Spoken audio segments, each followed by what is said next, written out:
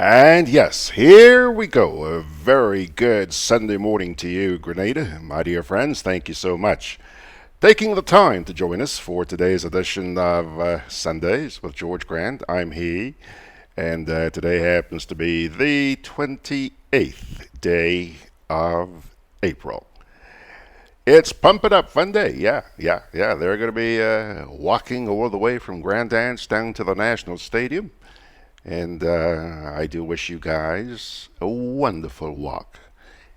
Good exercise. Get the heart all pumped up there. Pilgrims, boy, do we have an interesting program for you this morning. There's so much going on here. I'm just keeping my pinkies crossed that everything goes well by the grace of God. So let's say thank you, Lord, for this day which you have made. We will rejoice and be glad in it. Let's get right into our rundown, starting with the editorials. We got a couple for you today. The first is from the Grenada Advocate. It's about cricket, and it's captioned, "A game of glorious intrigue." Yeah. Won't have to wait much longer to find out what that's about. And then the new today is captioned, "Censorship in the Spice Isle."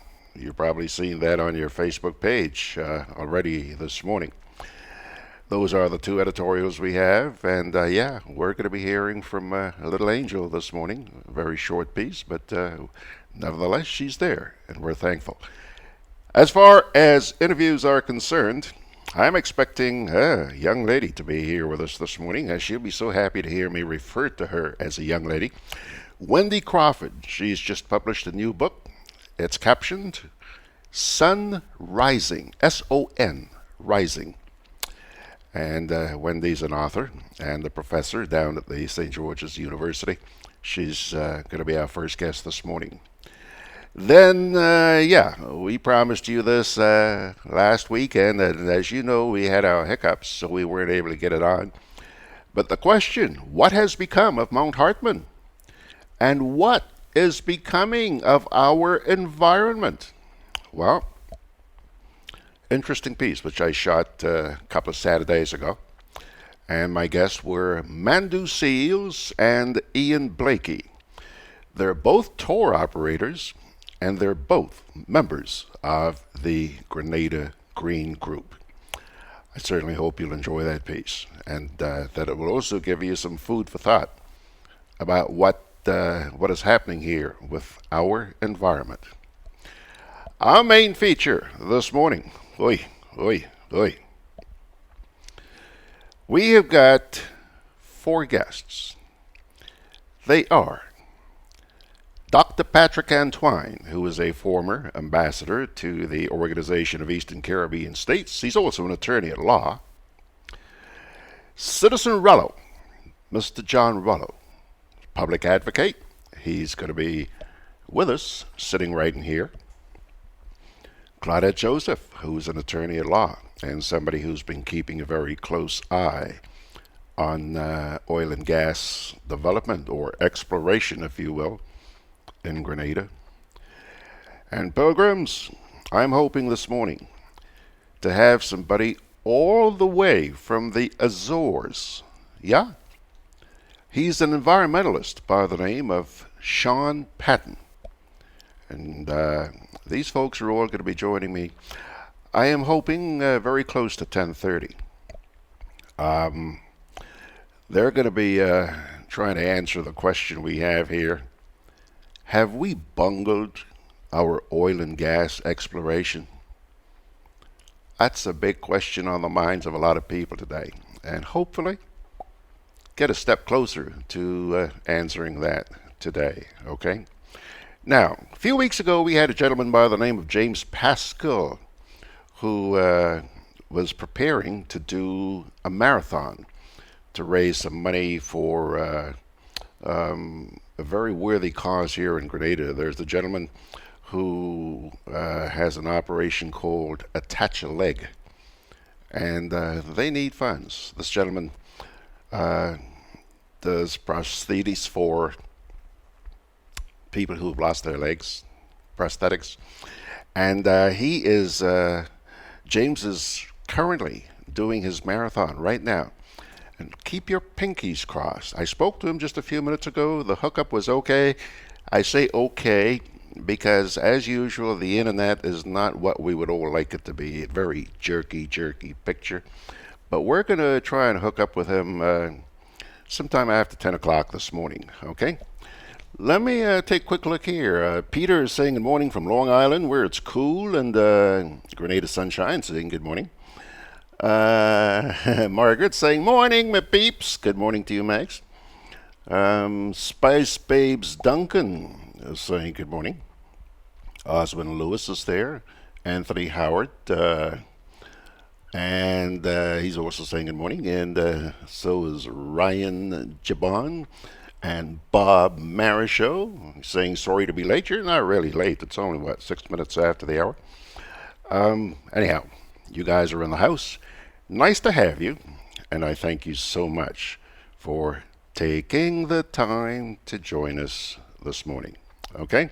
So you've got the rundown. We said our initial good mornings. And right now, let's take a first little break. And then we'll come back with this week's edition of The Buzz. I'm always on the move. Training, traveling, competing. So it's good to know I have Co-op Bank in the palm of my hand. Introducing e-banking, one of many customer convenience services from Grenada Cooperative Bank, and there's more to come.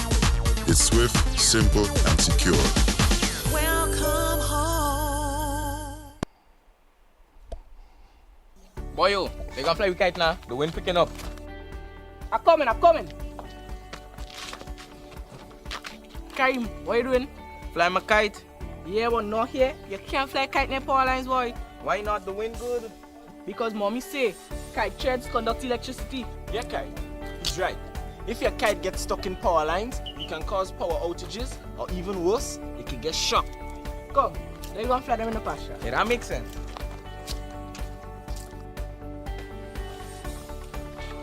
Kite threads conduct electricity. Do not fly kites near overhead power lines. This can lead to electric shocks and power outages. If your kite gets stuck in power lines, do not try to retrieve it. Release it and call GRENADA. Always fly kites in open areas. Keep your kites far away from roads. And remember, always clean up after yourself. GRENADA, energizing our Grenada. Juve chocolates, cocoa nibs, and cocoa balls from Diamond Estate Grenada are now available at Amazon.com, Amazon.ca, Amazon.co.uk, and GrenadaMarket.com. Try the sensational touch of nutmeg and a touch of ginger chocolates, 75% dark and rich, 100% pure cocoa, and their 60% dark and sweet chocolate bars today. Amazon Prime members enjoy free shipping on these orders in the USA, Canada, and Europe. GrenadaMarket.com. When you can't come to the island, the products of the island will come to you.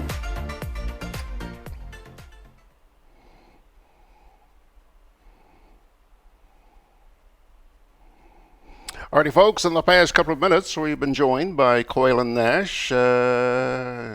He's saying good morning to everybody. Ernesto Jose is saying good morning from Montauk. I think that's the way you pronounce it. Montauk, Long Island. And Pele Darbo. I usually see Pele on a weekday, not usually on a Sunday, but good to see you, Pele. Kipling Francis is saying, folks, don't forget to share the program so that others could learn. Thank you very much, sir. Kipling.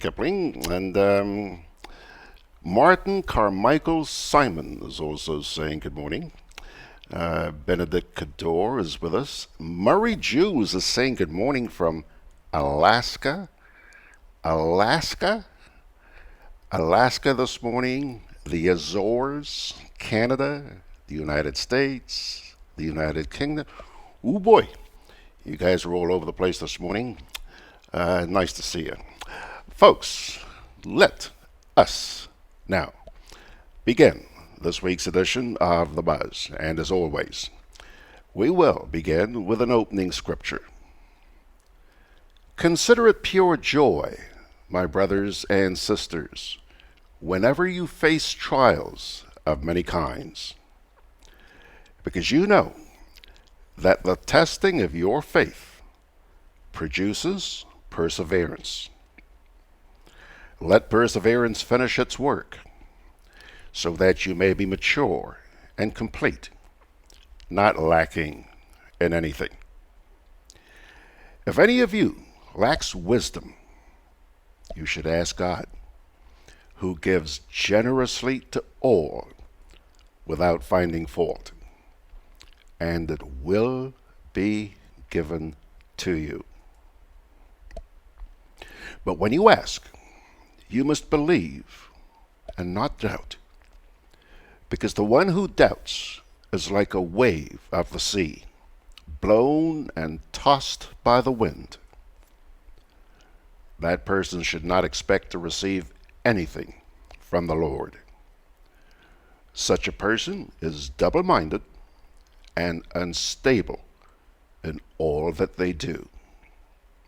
That reading, by the way, came to you from the book of James, the New Testament, verses 2 to 8.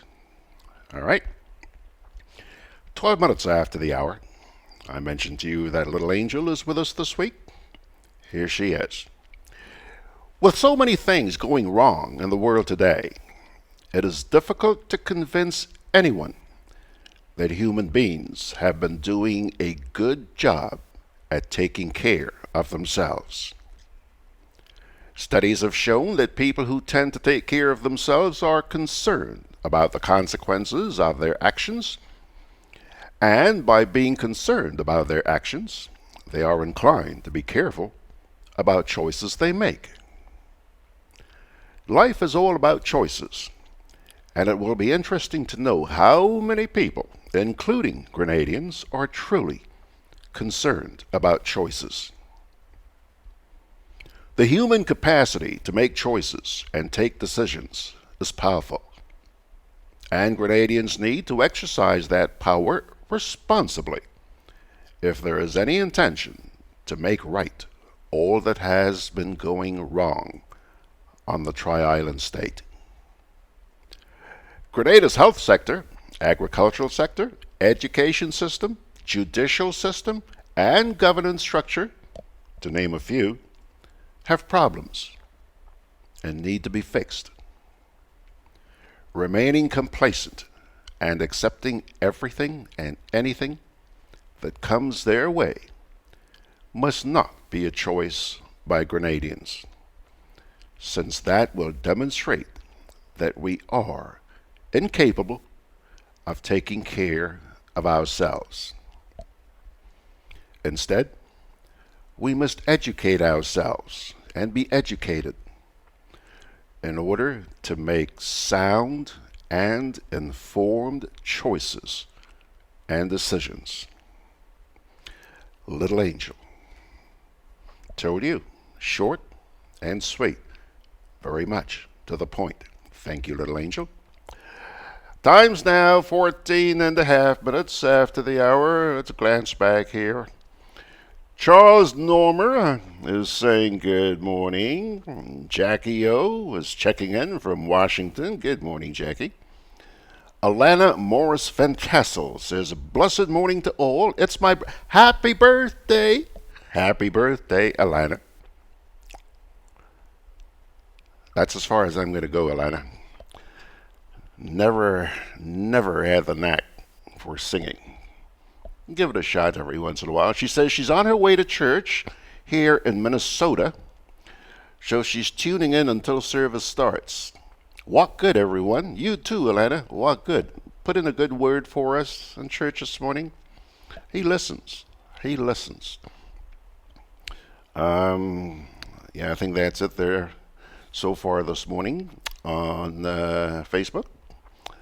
Take another break, and we'll come back and get started with our editorials. My name is Jennifer James, and I've been making confectionaries for the past 7 years.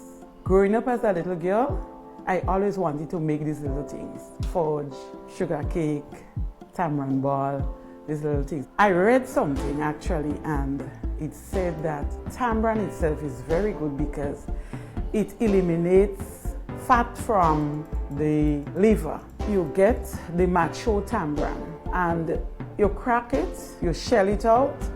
I would add a little baking soda, some spices. I would leave it to rest probably for about 2 hours and then add my sugar and just start kneading. I usually knead it hard enough so that I can roll it. When I finish roll it, I will paste it with the actual white or brown sugar and you have a nice tamarind ball. I have been providing food fair with tamarind ball about 6 years now. I started producing tamarind ball to sell for the school children. I thought I could advance somewhere. So I went to food fair and I asked one of the salespersons there if they would be interested in selling my tamarind ball. And she told me yes. She told me to bring 20 packets to start with. It was really a joy for me because I wanted to extend on my little business. My name is Jennifer James and I work with the food fair to provide you with tamarind balls.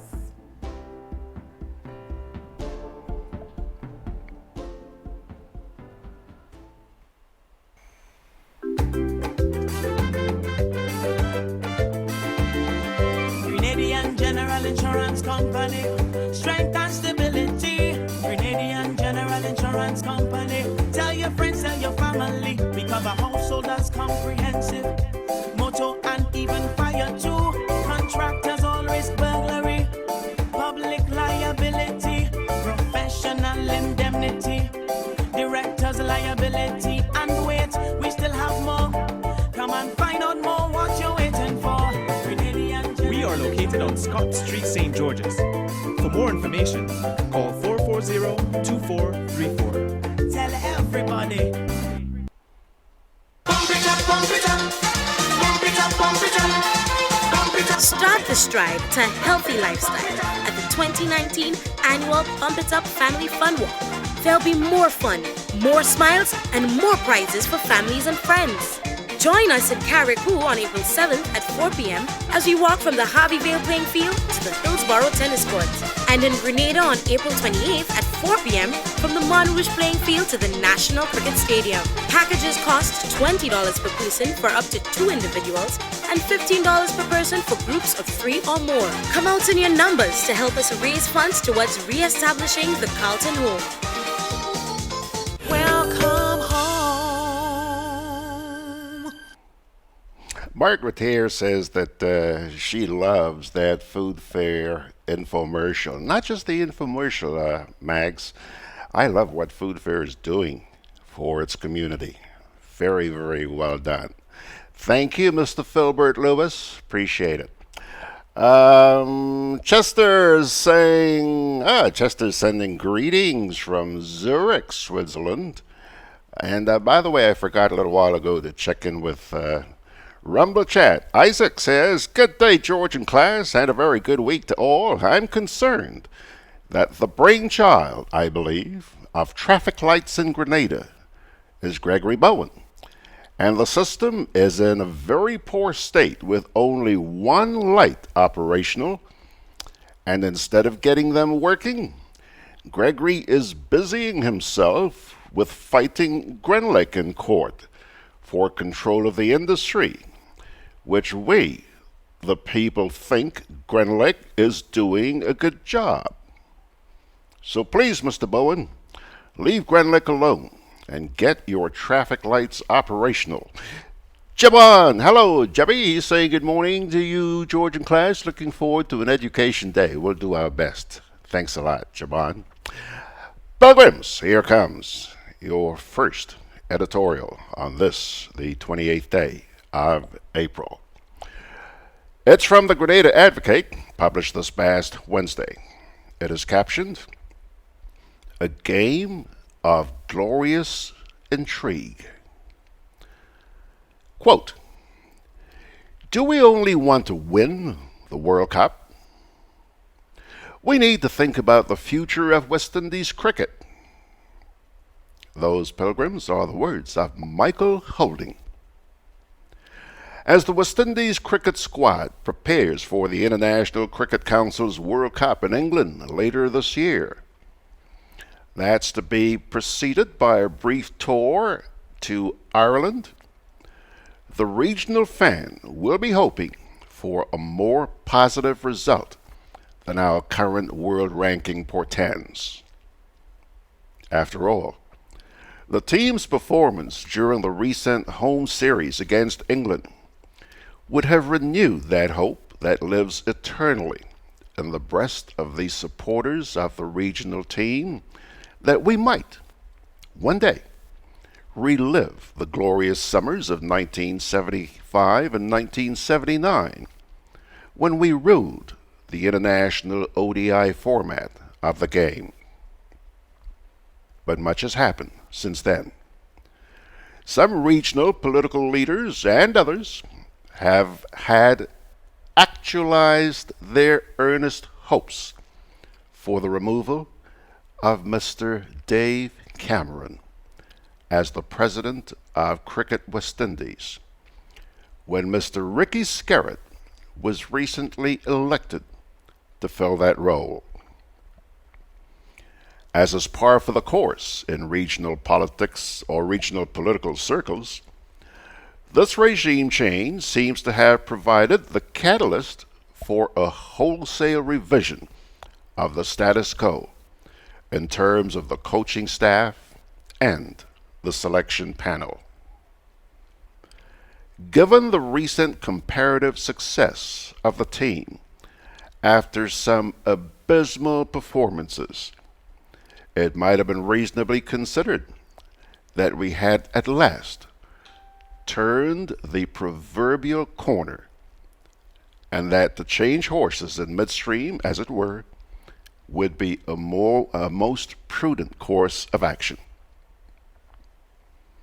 But a heady amalgam of xenophobia, jingoism, and hubris has served to remind us that the notion of a foreign-born coach presiding over what may be our finest moment in recent years is anathema. That the upcoming ODI tournament is somehow a global project, whatever that phrase may mean, that will brook no other than a coach from the region. And one supposes a selection panel that differs substantially from the previous one that served under Mr. Cameron. It is as if there is an attempt to remove every link that may be traced back to the former president, and that any idea of continuity is to be dispensed with, if it should somehow stand in the way of this ideal. To quote Mr. Michael Holding, in our view, one of the most perspicacious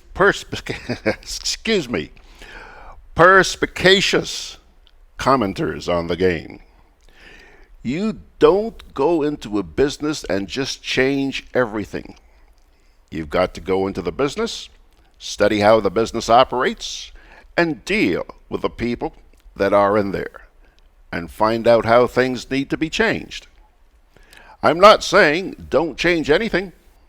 What I am saying is do not have a knee-jerk reaction. That's a quote from Michael Holding. He also makes the critical point that the players should be consulted on any changes in the coaching staff. According to him, quote, "We sitting down in our living rooms watching. We won't be affected. The players will be the ones to be affected. They," meaning Skerritt and Shallow, "need to sit down with them, have a frank discussion, ask them what they think, if they think it is a wise decision, or if they're happy to continue with the way things are. Unquote. We are in agreement here. We have traditionally treated our players much like pawns in a game of chess, to be the vehicles for our boasts of superiority, but also to be readily discarded or not considered as pivotal partners in the regional experiment. It would be a lovely thing were we to win the ICC World Cup, but there is a greater objective to be achieved: the return of the region and the regional side to the top of the international ranks in all forms of the game. That, Pilgrims, is your editorial, which appeared this past Wednesday in the Grenada Advocate. 27 minutes after the hour, and in just a wee bit, we are going to hear the new today. But first, I'm always on the move. Training, traveling, competing. So it's good to know I have Co-op Bank in the palm of my hand. Introducing e-banking, one of many customer convenience services from Grenada Cooperative Bank, and there's more to come. It's swift, simple, and secure. Welcome home.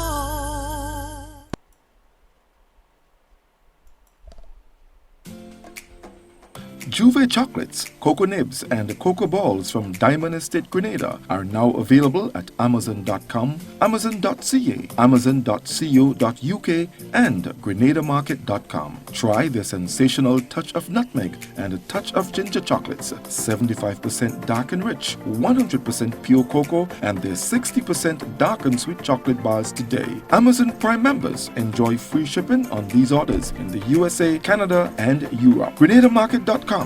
When you can't come to the island, the products of the island will come to you.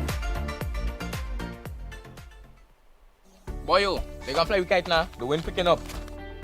I'm coming. Karim, what you doing? Fly my kite. Yeah, but not here. You can't fly kite near power lines, boy. Why not? The wind good. Because mommy say kite threads conduct electricity. Yeah, kite. He's right. If your kite gets stuck in power lines, it can cause power outages, or even worse, it can get shocked. Come, then you gonna fly them in the pasture. Yeah, that makes sense.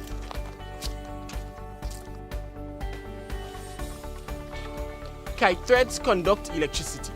Do not fly kites near overhead power lines. This can lead to electric shocks and power outages. If your kite gets stuck in power lines, do not try to retrieve it. Release it and call Grenada. Always fly kites in open areas. Keep your kites far away from roads. And remember, always clean up after yourself. Grenada, energizing our Grenada. Yeah, that makes sense. Okie doke, folks. It's coming up on 9:30, and I see you guys are slowly coming into your pews in church, aren't you? I see that Anthony DeRiggs has checked in from Brooklyn is sending God's blessings, and Ryan says he loves tamarind balls. I guess he's referring to that infomercial from the food fair. He says he loves tamarind balls. Tamarind cleanses your liver and keeps it well. Drink the juice and make tea. It's coming up on 9:30, and so says you guys are slowly coming into your pews in church. Rosemary Steele is checking in from the Big Apple, and Lincoln Roberts sending Brooklyn, sending God's blessings. As Ryan Jabon says. Ryan says he loves tamarind balls. I guess he's referring to that in the editorial from the New Today, which is captioned. He says censorship and the spice are. Tamarind cleanses your liver and keeps it well. Grenada is, once again, in the international spotlight in another very negative phase. So says A report by put out by the well-known media watchdog group known as Reporters Without Borders has singled out the Grenada Broadcasting Network for engaging in censorship of information on the island. Censorship. This is a damning condemnation of a media entity which is regarded once again as the face of the media in a very negative phase. In its latest bulletin, a report, Reporters Without Borders, has just to say about the media put out the Eastern Caribbean under the headline Political Influence on OECS Media singled out the Grenada Broadcasting Network for engaging in censorship of information. A new report released by Reporters Without Borders is a damning condemnation many media outlets which is regarded in the Organization of Eastern Caribbean States of the media are under the direct influence of politicians. In its latest especially during Reporters Without Borders, the organization's 2019 World Press Freedom Index says it's because officials can withdraw state advertising at any time and deprive them of income. A new report released by Reporters Without Borders in some of the islands, many political parties even own or have major shares in media companies are under the compromising influence of politicians. In its independent, especially during Reporters Without Borders, the organization's 2019 World Press Freedom Index says are also monitoring because networks more and more closely state which encourages a degree of self-censorship of income. It observed that in 2018, reports of the educational censorship by the general manager of the Grenada Broadcasting Network brought into question the journalistic independence enjoyed by the reporters working for Grenada's largest media network. The publication expressed the view that journalism is not a prestigious profession which encourages that are members of the OECS. It observed they received little training and often abandon media work because it is so badly paid. An issue that particularly affects female journalists in the region. The report says Grenada's largest goes on. The OECS slip publication expressed the view that journalism is not a prestigious. Hang on a second. Gremlins are at the OECS. Suspected that would happen. Gremlins are and often abandoned media work because it is so much for our teleprompter there. Let's continue to affect female journalists. They receive little training and often abandon media work because it is so badly paid. It goes on. An issue that particularly affects female journalists in the region. The OECS slipped 15 places in the press freedom ranking to number 50. Gremlins are with a 35 in 2018. Suspected that would happen. 180 countries are listed. So, in the latest so much for our teleprompter there. Let's continue. The fact that GDN is being cited for media censorship because it is so badly should immediately attract that majority shareholders of a company who are primarily the operators of the major media houses in the Caribbean, such as the Express newspaper in Trinidad, Nation newspaper in Barbados, and one Jamaica Gleam. 80 countries are listed. The history would show that these were the very media houses that led the onslaught against the People's Revolutionary Government during the 1979 to 1983 period of the Grenada Revolution of the company. or curtailment who are primarily the operators and the major media houses in the Caribbean, such as the Express newspaper, Trinidad, Nation newspaper in Barbados, and the Bishop regime was constantly under attack by these media giants in the English-speaking Caribbean, especially after it closed down the independent Torchlight newspaper in Grenada during 1979. The New Today want to believe that the majority owners of GBN will be forced to look at the maneuvers taking place at GBN by its minority partner, which is the government of Grenada. The Bishop regime of the new was constantly under attack. Prime Minister Dr. Keith Mitchell in the English-speaking Caribbean. The message is clear. Those of us in Grenada who understand what is happening on the ground, that the NNP administration is having its way with the operations of GBN and bringing the organization into disrepute taking place at GBN, that the majority shareholders need to pay closer attention to the government to what is happening. The Bishop regime entity was constantly under attack. The overheads, like Harold Hoyt of the Barbados Nation, Ken Gordon, those associated with the Express newspaper on the ground, and the other veteran journalists administration with these major players, with the operations of majority owners, and the other veteran journalists associated with these major players in the regional media would not be happy about censorship involving GBN or any free press in the Caribbean is happening. These veterans, and yes sir, these veterans would have overhead for most hard working life the Barbados nation for free and total independent Express newspaper, not only in the region veteran journal but globally. With these major players, the New Today is fully aware that not only GBN but most of the other media houses on the island are engaged in direct and indirect censorship of information involving due to government pressure, free press, and interference is happening. These veterans, there are constant reports that the NNP political directorate is using the Ministry of Finance to pressure certain media houses who owe taxes to the state to fall in line or that not only GBN but pay the price. The other media houses on the island are engaged in indirect necessary consequences involving due to government pressure.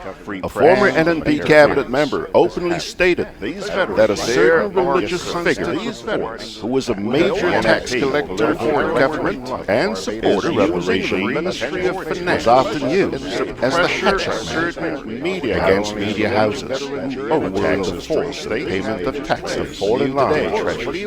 Or not only the NNP has also taken advantage of the low salaries paid by some media houses to its workers by sending them a host of government-paid Imani workers, a former NNP cabinet member, man their operations. That a certain religious the Imani workers are not only untrained and supporter of the regime, but only an ignorant person as the hatchet would not understand media houses where their loyalty lies. Payment of taxes clearly with one of the 15 the NNP has also taken advantage of the low salaries paid by some media houses to the Imani program by sending them a host this newspaper government paid Imani without fear of contradiction and their operations. The attitude of some of the untrained workers and a few senior ones with a clear political line to the NNP when certain so-called offensive questions are asked of government ministers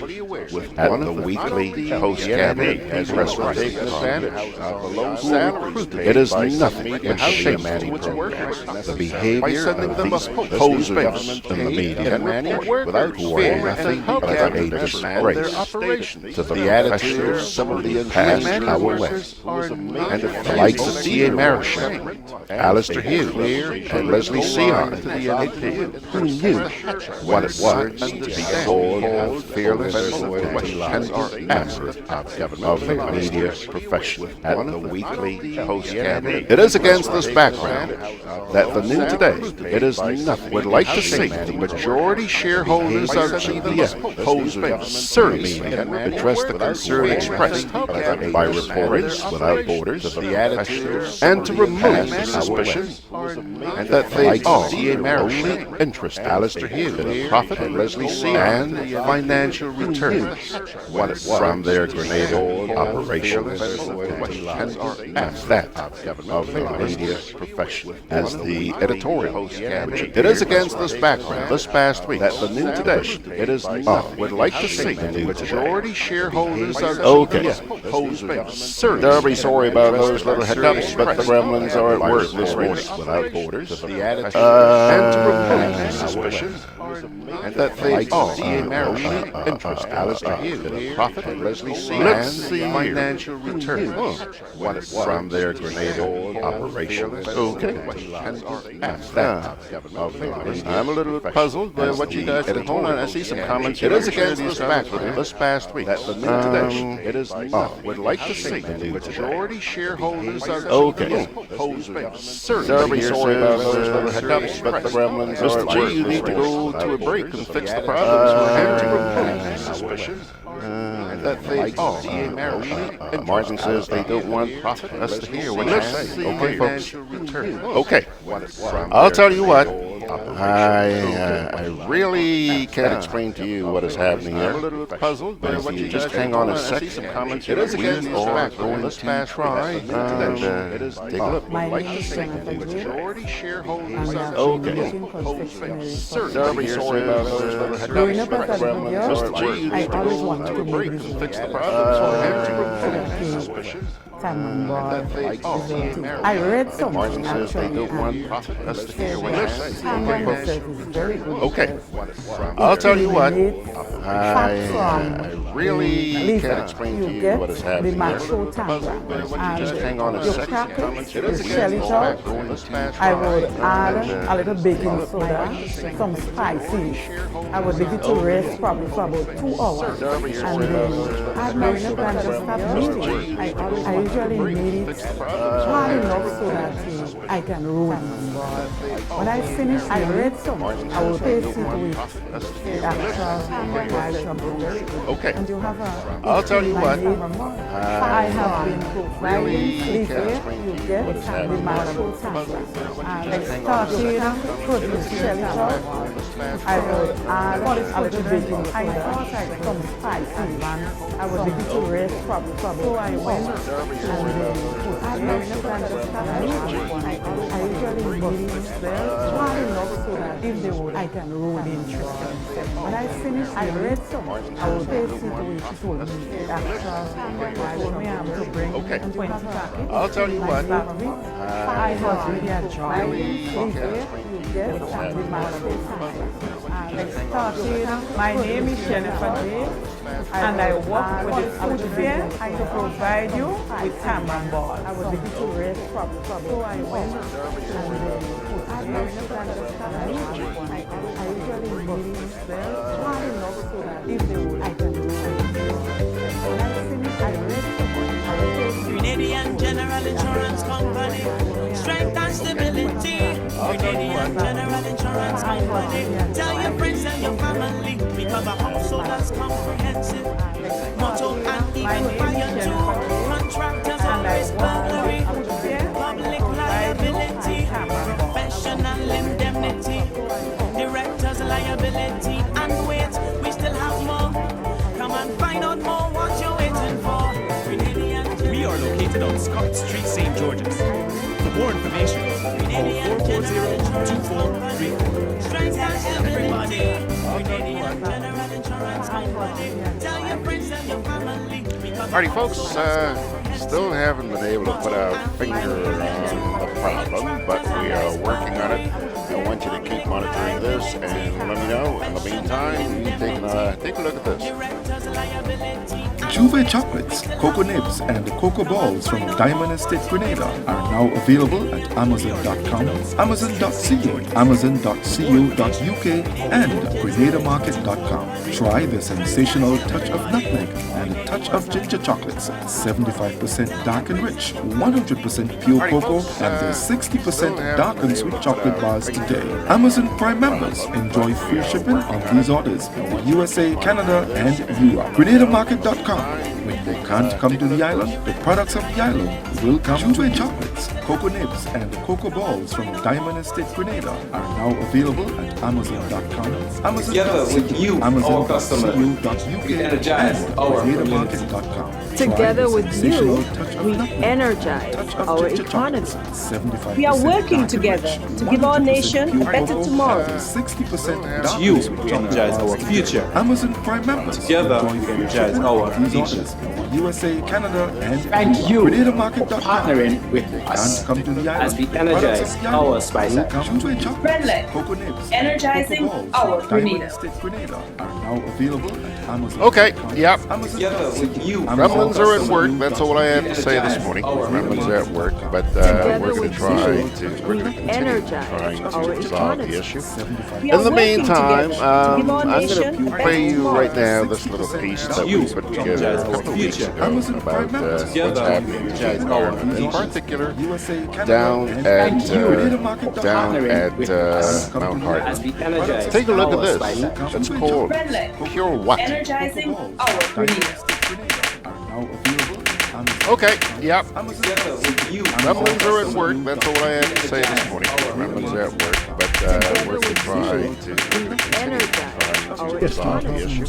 In the meantime, I'm going to play you right now this little piece that we put together a couple of weeks ago about what's happening to the environment, in particular down at it's obviously been brought in, it's not local to us. Take a look at this.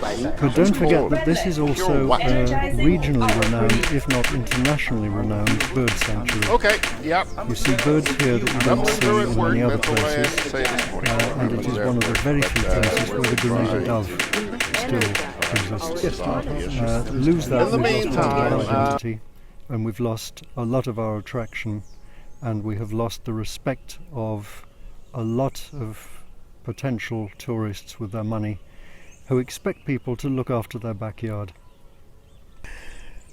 What we see, I think, is plastic bottles everywhere, the remains of styrofoam food cartons everywhere, cutlery, forks, knives, spoons, single-use plastics that needn't be single-use but are single-use everywhere, with the expectation that somebody else will pick it up. And it is just about everywhere. We joined a Grenada fund for conservation pickup at Telescope Beach a while ago, and I was told by a local that she had tried to organise a pickup herself, but was told by the people there that they wouldn't pick up unless they were paid, which means that people actually expect to be paid for picking up what they've dropped themselves. In here at Mount Hartman, every 50-100 yards you've got another dump. They had cleared it up before the building of the new medical facility was scheduled, but it's all back now, and trucks that should be bringing building materials and so on to Perseverance just dump it in there. You've got all sorts, from old wash basins, old toilets, building rubble, everything you can think of. We have to wonder if this is part of the Pure Grenada brand. As you can tell, as my colleague said, garbage is everywhere in this country. We have been able to act 2015, almost celebrating his 4 years birthday now, and still nobody has been charged or been prosecuted. What is really going on? Come on, people, we have to do better than this. Yeah, that's a good question. What next? Obviously, so to the whole of Grenada, a Ritz-Carlton, a premier hotel like this, coming to a site like this. But on the other hand, look at it. We've been here for the last hour or so, and it's just piled upon piles of garbage. It's so ridiculous, you just lost for words now what you have seen here, and not only here, other parts of the island. And there's all this rhetoric about pure Grenada, pure Grenada. People around the world looking at this right now, what do you think they're thinking? Well, it's a good brand. It all depends on what type of brand. Is it garbage brand, or if it's the normal pure brand that we all speaking about? The amazing thing is you bring these dignitaries, Prince Charles was here recently, and you bring them to the nice posh area. But this is the real Grenada we're looking at, and look what we are doing to it. It's unbelievable. I think the most positive spin you can put on it is to say that it's a work in progress. It's something we're aspiring to, because it's emphatically not what we have at the moment. And since our group has been in existence, there hasn't been any real improvement. Ditches are still filled, stuff is still tipped over into the ocean. You know that there are 8 million tons of plastic worldwide that go into the ocean every year. What does Little Grenada contribute? 11 tons of drinking straws alone. That's plastic. And standing on the bridge in Guave once, one piece of plastic every minute during a normal flow going down into the ocean. Multiply that by the number of rivers in Grenada. Plastic is about as old as I am, but we don't know that it ever breaks down completely. The petrochemicals and toxic bits and pieces that are used to give it colour, rigidity, shape, never break down, as far as we know, into anything that nature can absorb. So, since I understand SGU has taken fish to pieces and found plastic in the tissue of every fish they've sampled, it's ending up in us already. Also going into the soil, so it will end up in us through plants. Is it toxic? The jury's still out, but it certainly ain't good for us. The question has been asked, how do we handle the problem? Very often you hear talk about the need for education, and to a lesser extent, enforcement. I want you guys to sort of prioritize that for me. Let me have your thoughts on both of those. I'm going to start with one of my favourite people, who is Neil deGrasse Tyson. You've heard of him, George? He's an American astrophysicist, popularizer of science. Recommend him to anybody who's got any interest in science at all, and even who hasn't, because he still makes it attractive. And he says, if I may be profane for a moment, everybody says, educate the kids, because the kids are our future. Bullshit, he said. Educate the adults, they're the ones who have screwed up the kids. And if the adults won't be educated by persuasion, I'm afraid we have to hit them in the pocket. We in the Great Green Group has done so much. In the last 5 years or so, we had met with PS, government ministers, the police. Nothing happened. It's just a run around, and we are people give up our time doing this voluntary. It's a voluntary thing like any one of us. And it's so frustrating to see what we are seeing today in this beautiful land of Grenada. What is happening, we don't know. The laws are there, enforcement. Let people feel it in their pocket. It's about time. I think one of the things the Green Group is pretty known for is the fact that you guys took it upon yourselves to do a number of cleanups around this island. But I understand that you guys have ceased that. Why? Because we see no point at all. It sustains the rhythm of drop it, pick it up, drop it, pick it up. We had the ridiculous situation where a group in St. Patrick's, faced with the imminent chikungunya threat at the time, asked somebody from Specto how to pick up litter. Excuse me, you need telling how to pick up litter? You pick it up with one hand and you drop it into a bag that you're holding with the other hand, but they expected Specto to tell them how to do it. Now, we went to Sea Moon in January 2014 or 15, and we cleaned up one Saturday morning. On the Monday afternoon following, Mandoo and I, separately with our groups of tourists, drove through the road, through Seamoon, and it was as if we had never been there. I will join in other people's pickups for networking purposes. I've met people from the University of Manitoba who have given us advice on how to develop the consciousness that litter is a bad thing, but I see no merit in picking up if it's only going to get dropped again immediately. All we're doing is being other people's unpaid servants, or if I can use a value-loaded term, slaves. It seems to me that the logical extension of doing what people are happy with doing, have become accustomed to doing, is to drop all your garbage outside, in the street, in the drains, on the sidewalks, in nature, because somebody is bound to come and pick it up eventually. For want of volunteers, and I understand NADMA has had trouble finding volunteers because the public is becoming sick of picking up, and so they should be. And why should we get our kids to get their hands dirty picking up other people's filth? For want of volunteers, we would have to put the taxes sky high to pay people to pick up. Picking up is not the answer, not dropping is the answer. It's that easy. Yes, let me just say that we can't do it on our own.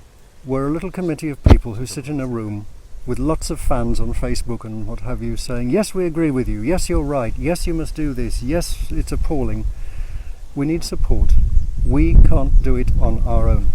And why should we? We need other people to give presentations. We need other people to, I'm sorry to say this, but I have to, put pressure on the government to implement their own law so that it works. Put pressure on the police so that when we give them witness details of vehicle numbers, times and places where dumping has been seen, they act. At the moment, it feels as if it's just us alone. Come on, public, get indignant, join us. Don't have to be physically with us, but join our mission to clean this place up. Not by picking up, but by not dropping in the first place. Police, government, please play your role. Government, you could get a lot of credit for leaving this island cleaner than it has been. What's stopping you? In here is just an extension of perseverance.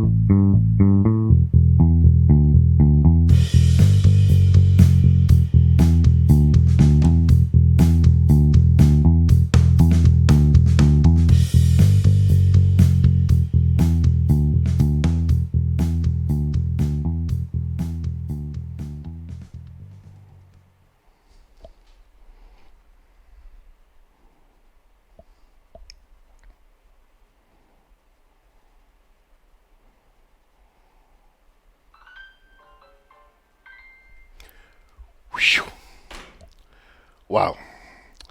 Boy, am I glad that at least that piece got through fine. Now, before we go any further, just let me say this. First of all, I apologize to you for the hiccup we had when we started that very important editorial from the New Today just a wee bit ago. Okay?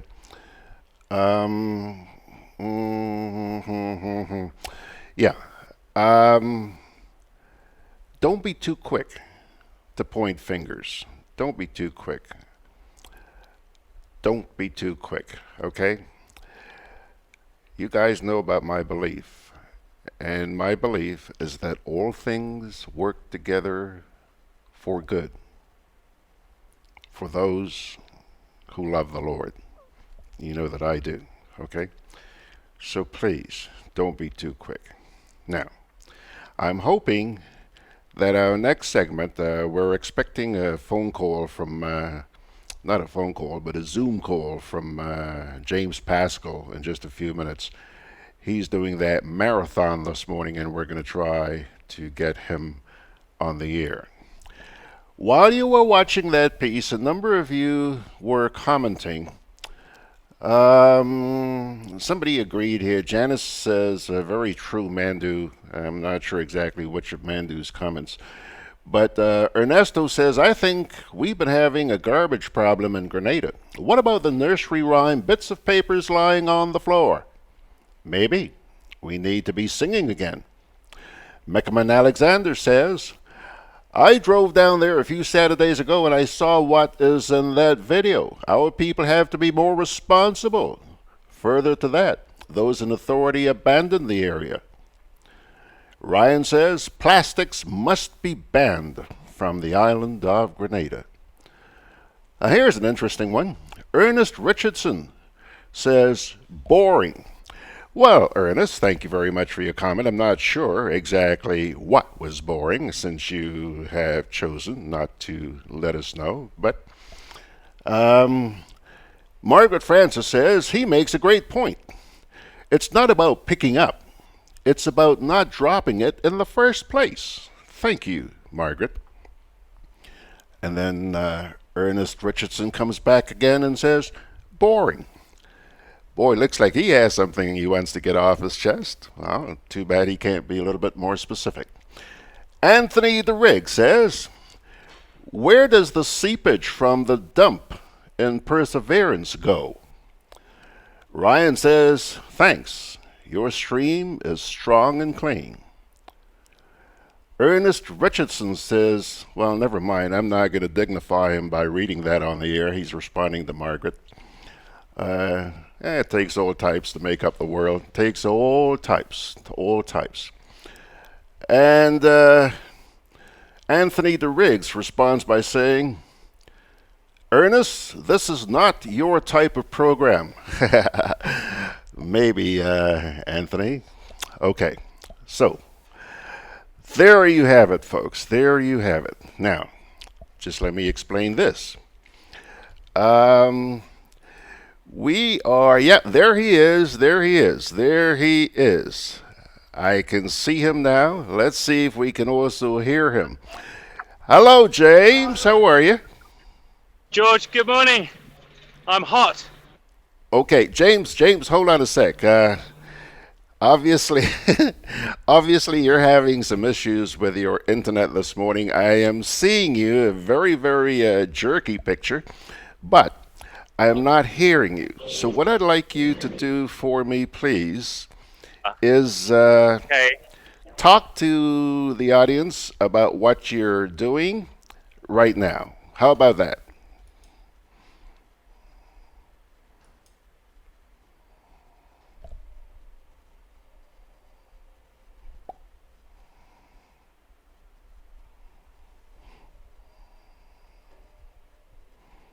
Yeah, there he is.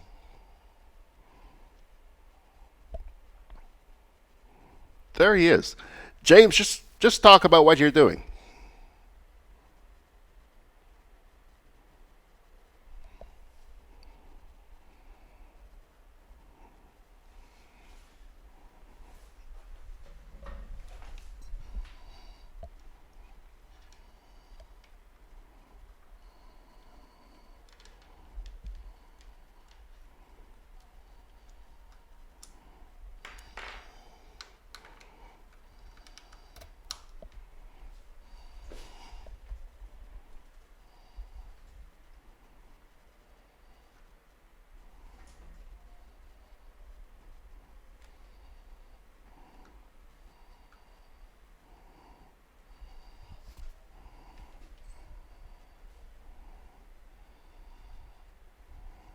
James has muted his microphone.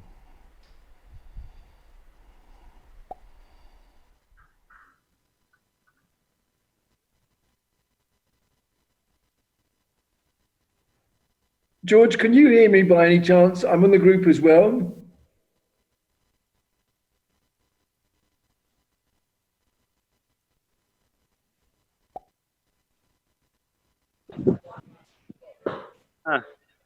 Oh, shit.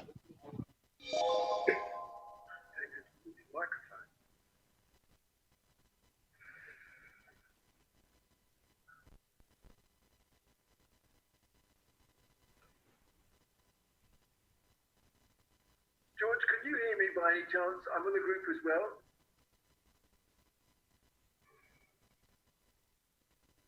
Big delay.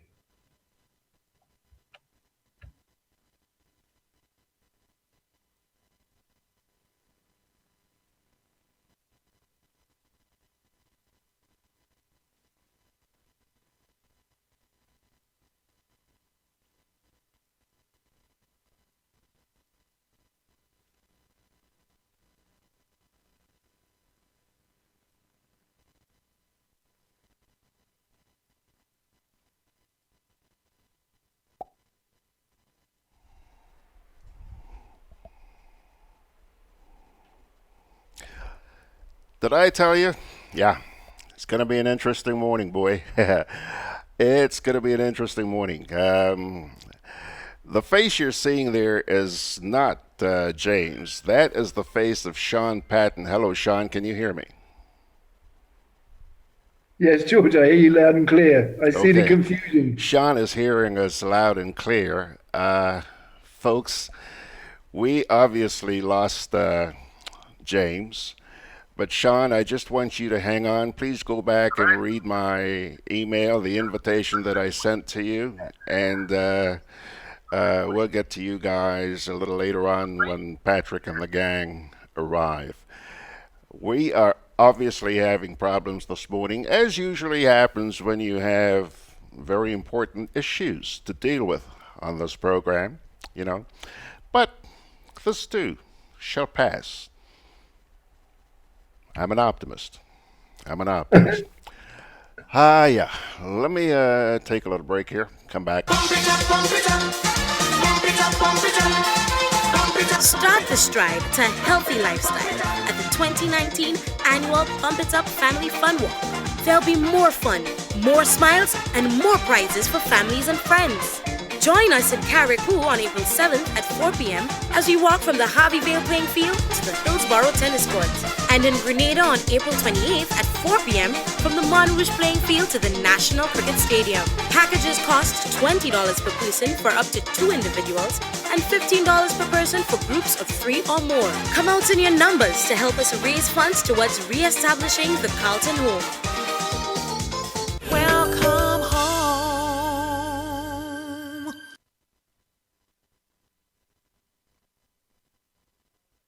Alrighty, folks. Alrighty. Yep, as I mentioned, the gremlin's at work. Now, everything's turned upside down here this morning. But I'll tell you what. Because we began having those issues, the audio issues, when we were doing the editorial from the New Today, I'm going to reread that editorial for you because I think it's a very important editorial. All right? It's become possible to do that because I mentioned to you at the top of the program this morning that we were expecting Wendy Crawford to be in here this morning talking about her new book, Sun Rising. Well, as recently as last night, send a note to Wendy reminding her about her appearance this morning. Haven't heard from her. So, let's take a second look, or a second listen, to the editorial which appeared in this past Friday's edition of the New Today. It is captioned, Censorship in the Spice Aisle. Grenada is once again in the international spotlight in another very negative vein. A report put out by the well-known media watchdog group known as Reporters Without Borders has singled out the Grenada Broadcasting Network for engaging in censorship of information on the island. This is a damning condemnation of a media entity which is regarded globally as the face of the media in the Spice Isle. In its latest bulletin, Reporters Without Borders had this to say about the media in the Eastern Caribbean under the headline, Political Influence on OECS Media Cited in Global Report.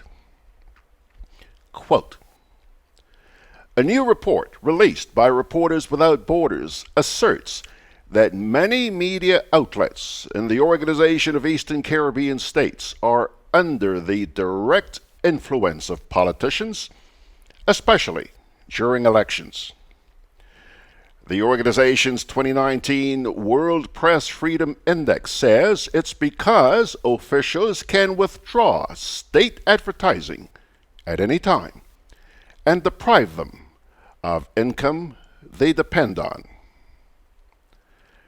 In some of the islands, political parties even own or have major shares in media companies, compromising journalistic independence, said the report. It went on to assert that authorities are also monitoring social networks more and more closely, which encourages a degree of self-censorship. It observed that in 2018, reports of editorial censorship by the general manager of the Grenada Broadcasting Network brought into question the journalistic independence enjoyed by reporters working for Grenada's largest media network. The publication expressed the view that journalism is not a prestigious profession in the countries that are members of the OECS. They receive little training and often abandon media work because it is so badly paid, an issue that particularly affects female journalists in the region. The OECS slipped 15 places in the press freedom ranking, down to 50. It was at 35 in 2018. 180 countries are listed in the latest World Press Freedom Index. Unquote.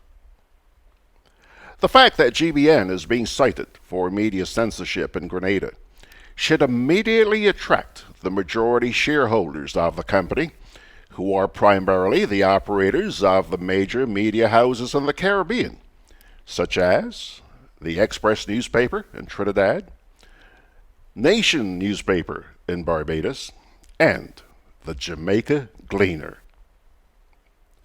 The history would show that these were the very media houses that led the onslaught against the left-wing People's Revolutionary Government during the 1979-1983 period of the Grenada Revolution for curtailment of press freedom and human rights abuses.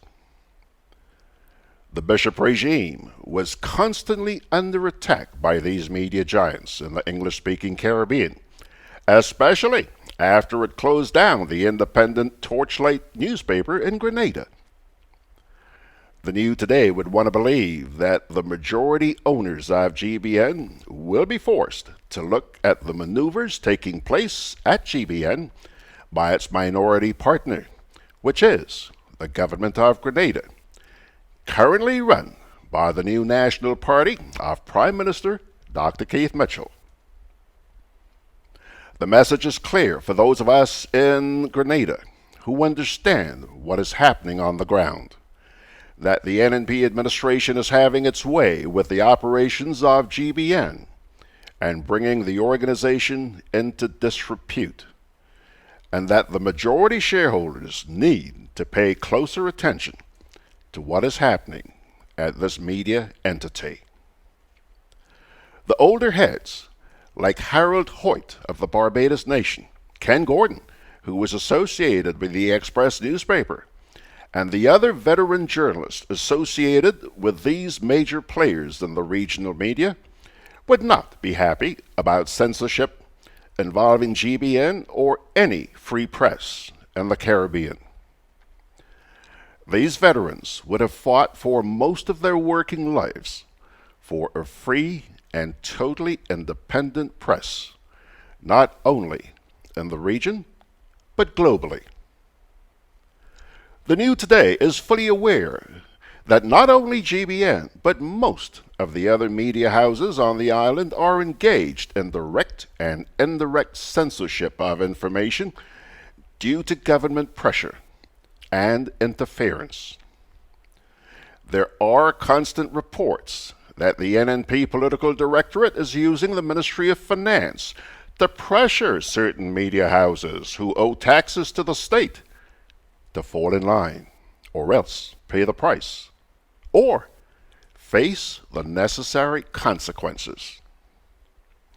A former NNP cabinet minister openly stated that a certain religious figure who was a major tax collector for government and supporter of the regime was often used as the hatchet man against media houses who were in default of payment of taxes to the Treasury. The NNP has also taken advantage of the low salaries paid by some media houses to its workers by sending them a host of government-paid Imani workers to help man their operations. The Imani workers are not only untrained, but ignorant, but only an ignorant person would not understand where their loyalties lie. Clearly, with one of the 15 members of Parliament who recruited them into the Imani program. This newspaper can report without fear of contradiction the attitude of some of the untrained journalists and the few senior ones with a clear political line to the NNP when certain so-called offensive questions are asked of government ministers at the weekly post-cabinet press briefings. It is nothing but shameful, the behavior of these posers in the media, who are nothing but a disgrace to the professionals who have passed our way. The likes of T.A. Marichaux, Alistair Hughes, and Leslie Sion, who knew what it was to be called a fearless, independent member of the media profession. It is against this background that the New Today would like to see the majority shareholders of GBN seriously address the concern expressed by Reporters Without Borders and to remove the suspicion that they are only interested in profit and financial returns from their Grenada operation. Yes, pilgrims, that was a repeat of the editorial which appeared in this past week's edition of the New Today. Let's see here. Ryan says, yes, indeed, alive and well is media political bias in the OECS and abroad, where the selection of events and stories that are reported and how they are covered are concerned. Irksome indeed.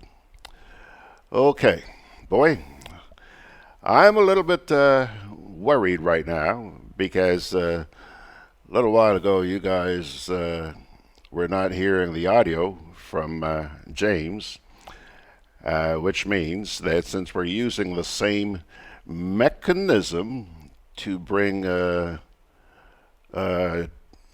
Patrick and Sean into the system, could be a bit of a hiccup.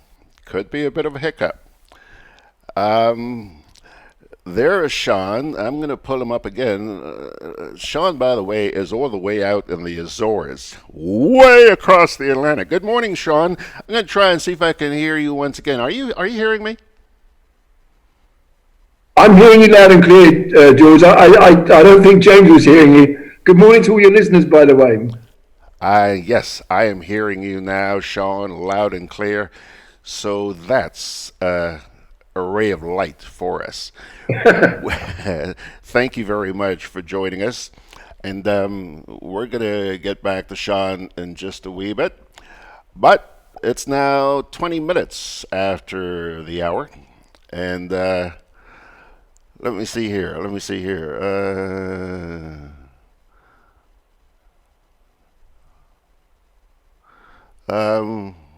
Okay. Yeah. You got a lot of weird stuff happening here this morning. A little while ago, somebody signed on with the name Ernest Richardson. And the person commented on that piece that we ran about Mount Hartman by simply saying, boring. Not once, but twice. Okay? Now, we have seen the name Ernest Richardson on several of our programs over the past few weeks, and I found it a little bit strange getting a comment like that one from Ernest. Okay, a little bit strange, I have to admit. But I took it that, well, he's probably had a change of heart.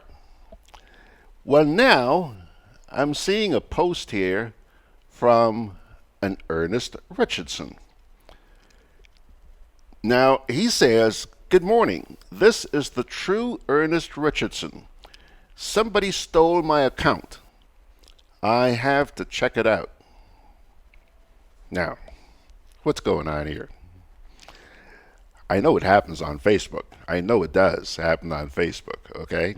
But, well, yes, world of intrigue.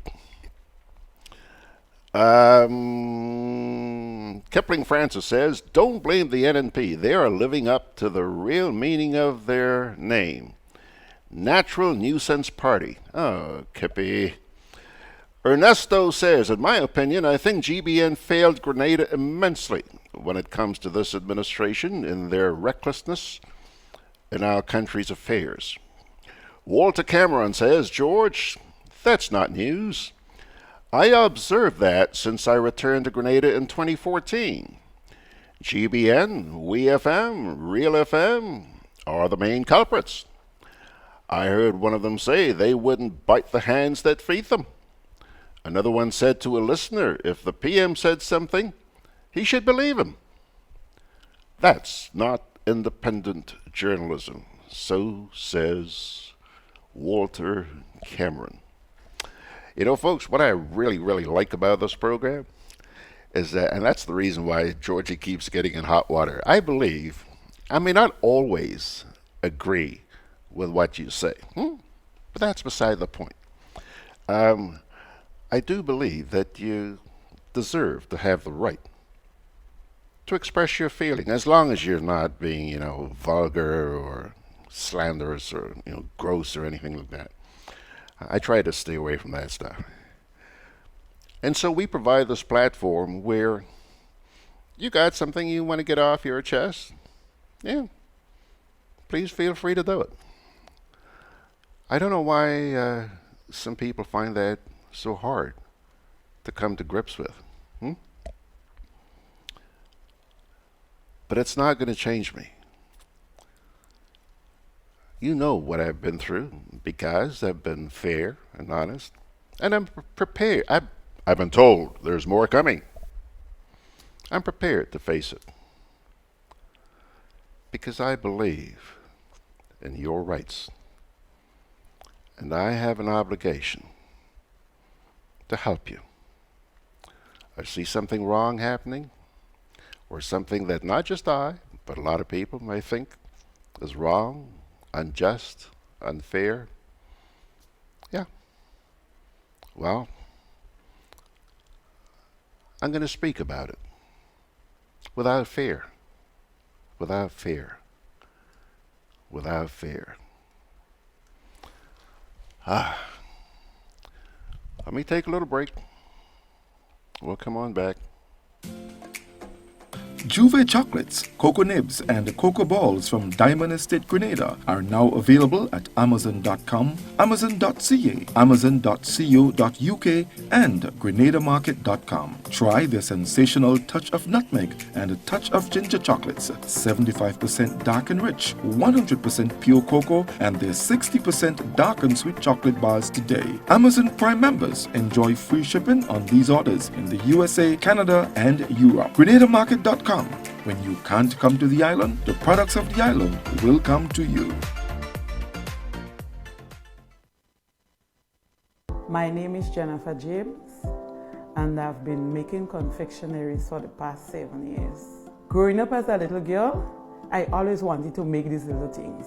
Fudge, sugar cake, tamarind ball, these little things. I read something actually, and it said that tamarind itself is very good because it eliminates fat from the liver.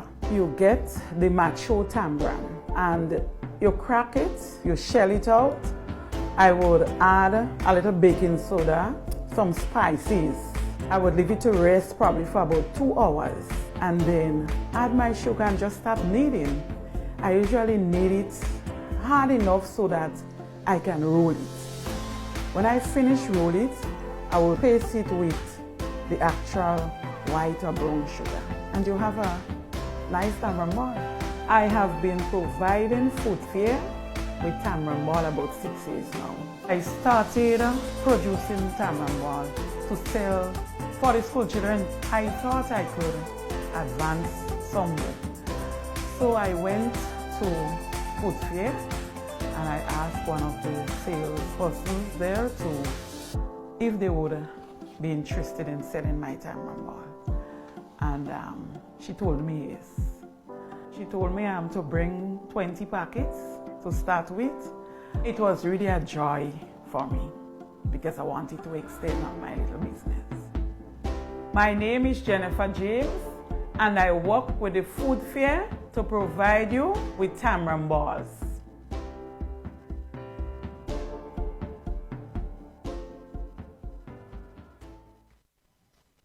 Boyo, they got fly kite now. The wind picking up. I'm coming. Yes, I hear you loud and clear. Karim, what are you doing? Interestingly enough, if I put you on Facebook though, there's an amazing time delay and an echo. Why not the wind good? Because mommy say kite threads conduct electricity. Yeah, kite. He's right. If your kite gets stuck in power lines, it can cause power outages, or even worse, it can get shocked. Come, let's go and fly them in the pasture. Yeah, that makes sense.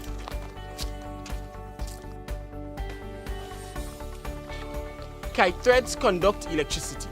Do not fly kites near overhead power lines. This can lead to electric shocks and power outages. If your kite gets stuck in power lines, do not try to retrieve it. Release it and call GRENADA. Always fly kites in open areas.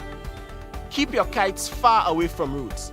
And remember, always clean up after yourself. GRENADA, energizing our Grenada. Alrighty, folks, tell you what. First of all, you know that Sean's already there. He's out of the Azores, and he's tuned in, ready to go. We are now waiting on Dr. Patrick Antoine to chime in. Mr. John Rullow, Citizen Rullow, arrived just a few minutes ago, and he's got this cute little smile on his face this morning. So he's in here really refreshed. Now, don't get him pumped up. Don't get the man pumped up. But he's got a smile on his face for the time being, and let's hope he's going to maintain that for the next hour and a half. I am also awaiting the arrival of attorney-at-law, Claudette Joseph.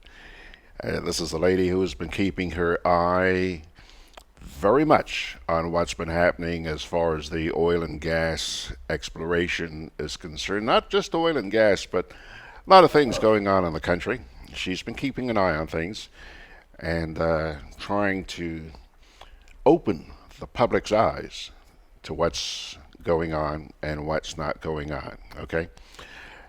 Want to remind you, pilgrims, that the 12 degrees north, 61 degrees west Grenada Film Festival, first of its kind, comes up on May 3rd, 4th, and 5th. And much of it's going to be taking place down at Lava Lanes.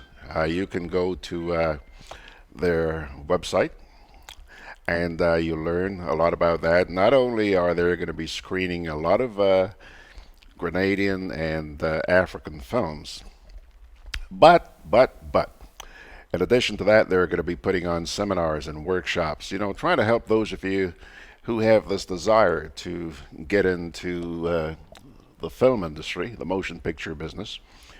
And we had a lady here by the name of Mashita Phillip. Was it last week? I think, yeah, last week. And she was pretty pumped up about this. So I do hope that you folks will give your support by getting out there. She's been working her chops off. She's been working her butt off to promote this thing. And she's doing it with very, very little help. And I think one of the reasons why I invited her to be on the program is because I, too, have a lot of dreams and aspirations. There's so many other things that I want to do for the Grenadian people. But more often than not, you need moral support and financial support and legislative support and stuff like that. All of those have been very, very much in scarce supply. There are a handful of people out there who, especially in the New York area, who have been very encouraging, very helpful, and they have helped us to get as far as we are right now. And I saw this lady, Mashita, struggling, so I thought, let me get her on the program here and give her a chance to talk about her film festival. Not only did she tell us about that, but this past Thursday, not this past Thursday, the Thursday before, she also appeared on Woke, which is the program that's done by our youth. It's a program we started, I think, coming up on 2 months now. Every Thursday afternoon at 4 o'clock, a group of youngsters get together and they share their passions, they share their thoughts, their aspirations for this country. There are a lot of things they see happening in this country that they do not agree with. There are areas that they believe can be changed. And so they come on the program on Thursday afternoons and vent. They get it off their chest. And they invited Mashita, as a youth herself, to join them on their program a couple of Thursdays ago. And that was very interesting. So if you haven't seen that yet, you can join us on Thursday afternoons on Facebook, 4 o'clock, it's live, 1 hour. And if you are interested in the other programs that they have done, I think they've now done about 8 programs. You can also, on the Grenada Broadcast website, you can go to the archives and you'll see all of those programs. Okay? So, Woke, the name of the program.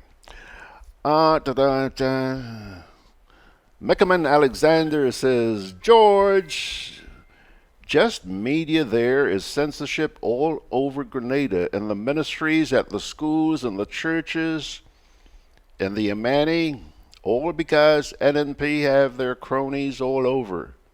So says Meckerman Alexander. Yeah.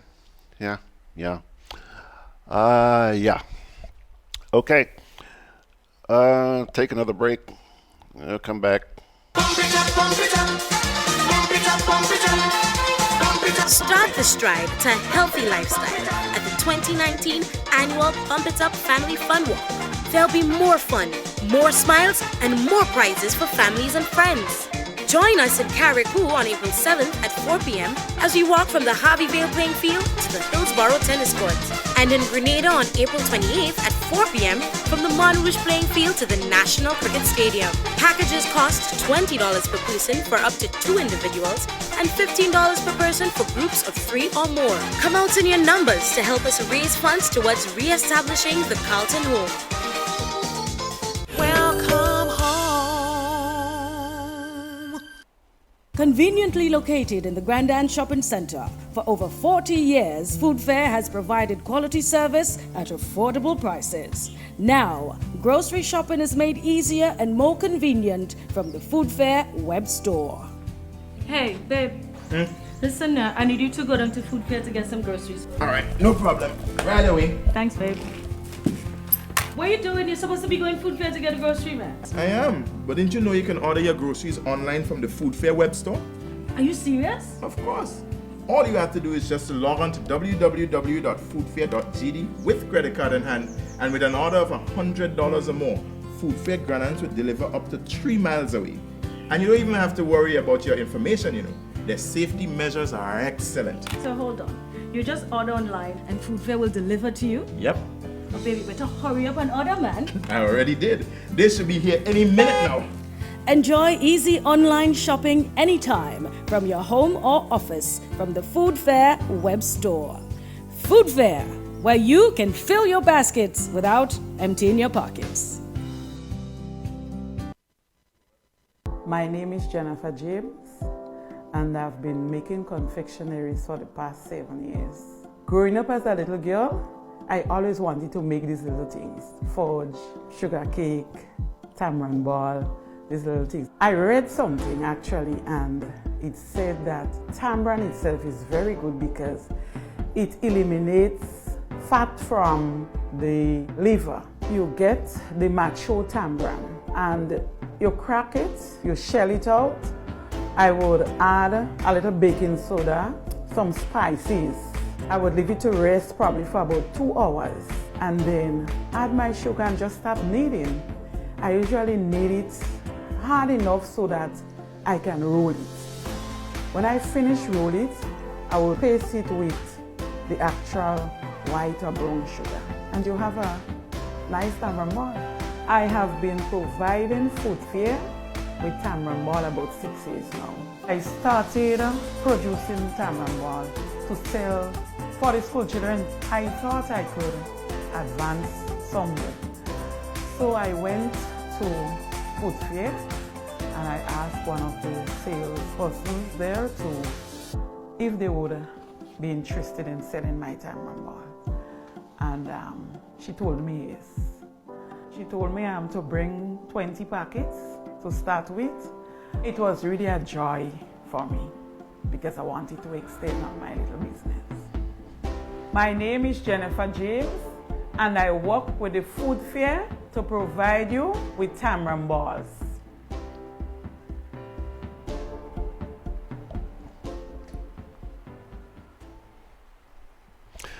Alrighty, folks. For those of you who may not yet be aware, I told you earlier on that things are a little bit upside down this morning.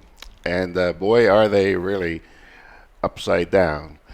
A little while ago, I know that you were able to hear Sean. And Sean, just let me make sure that you are still there.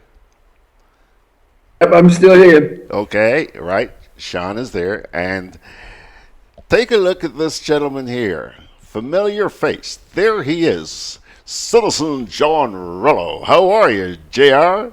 Quite all right, Georgie. Quite all right, thank you. Good to see you, John. Thank you so much for coming out. Dragged you out to your house this morning, eh? Uh-huh. Good to have you. John, I'm going to start. This for anything, George. Pardon me?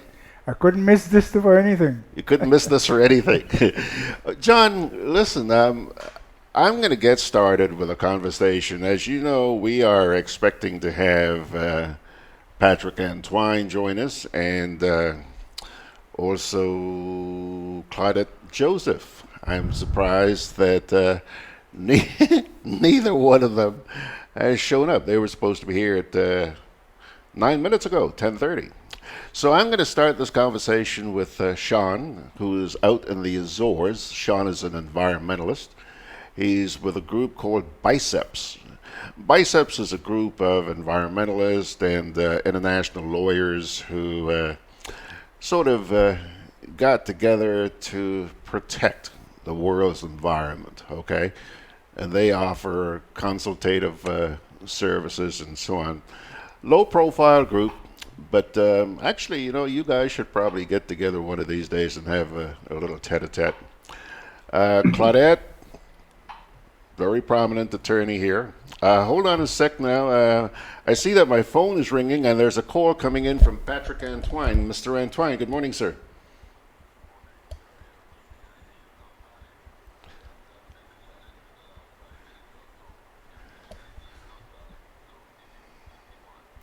Okay.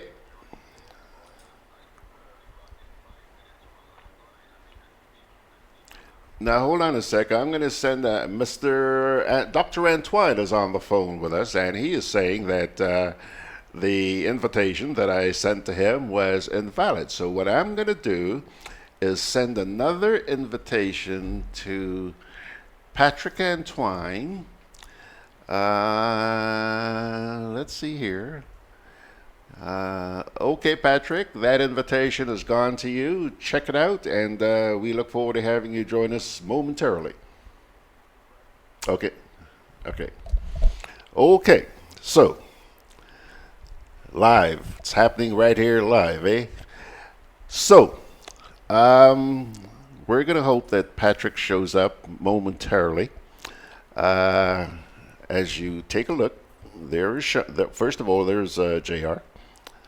Then there's Sean, and hopefully, momentarily, I just heard a ding ding. Let's see, that ding ding should reflect Patrick Antoine. Hello, Patrick. It looks like he's in a car someplace. Hello, Patrick. I can hear you. Can you hear me? Yes, sir. I can just barely hear you. Speak a little louder. Well, not to worry. We'll rectify that shortly. I'm going to switch medium in a while, but I just wanted to make sure I kept faith with you by calling you as soon as I left church. Okay. So I'm doing that. Yes, so as not to detain your program anymore. Well, actually, Patrick, I think it's loud enough. I don't know if JR is hearing. Are you hearing him, JR? No. Oh, yeah. Oh, boy. I should have remained in bed this morning. JR is not here. Sean, are you hearing Patrick? Yes, I am indeed. Okay, so John and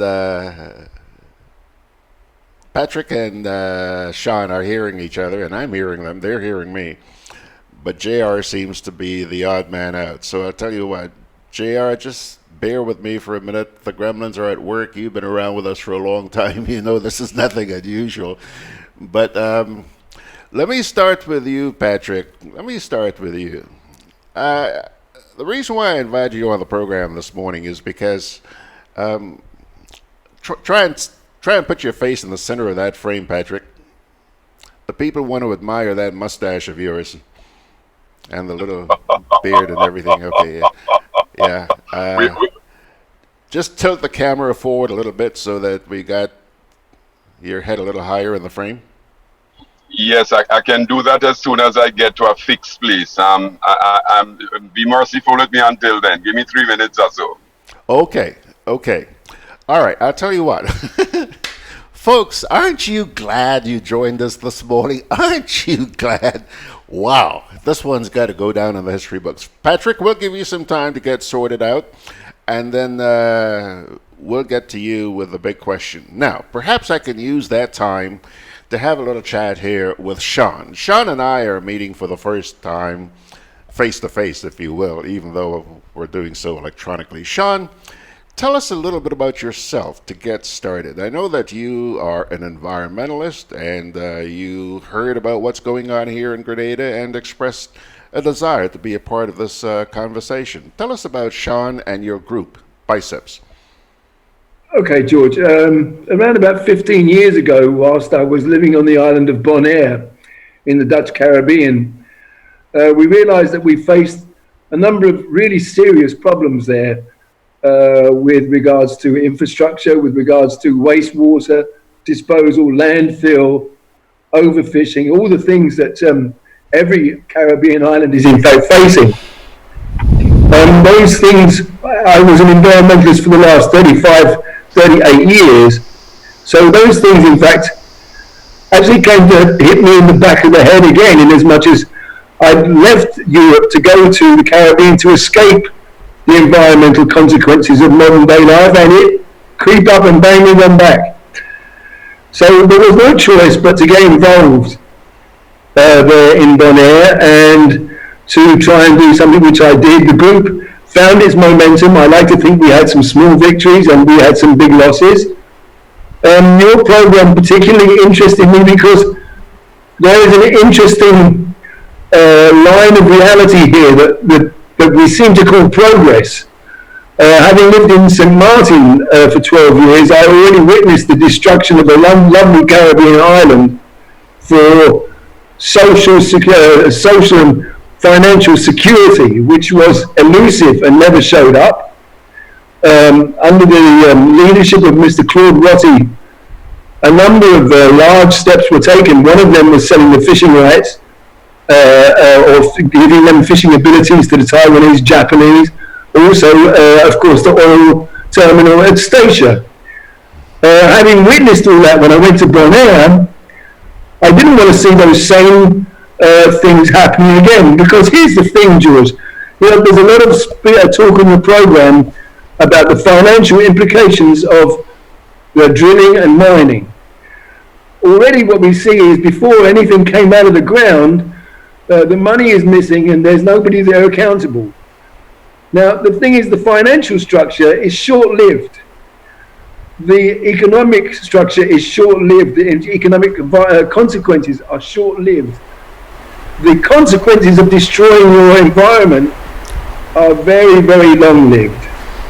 We cannot escape that. Let me ask your listeners this one time. When you're really hungry, you tell me if you can eat $1. When you're really thirsty for fresh water, you tell me you can drink $1. You can't. And you can't get those fish back that we lost. And it's a very dangerous situation that we're playing with here. So there's my reason for being involved there.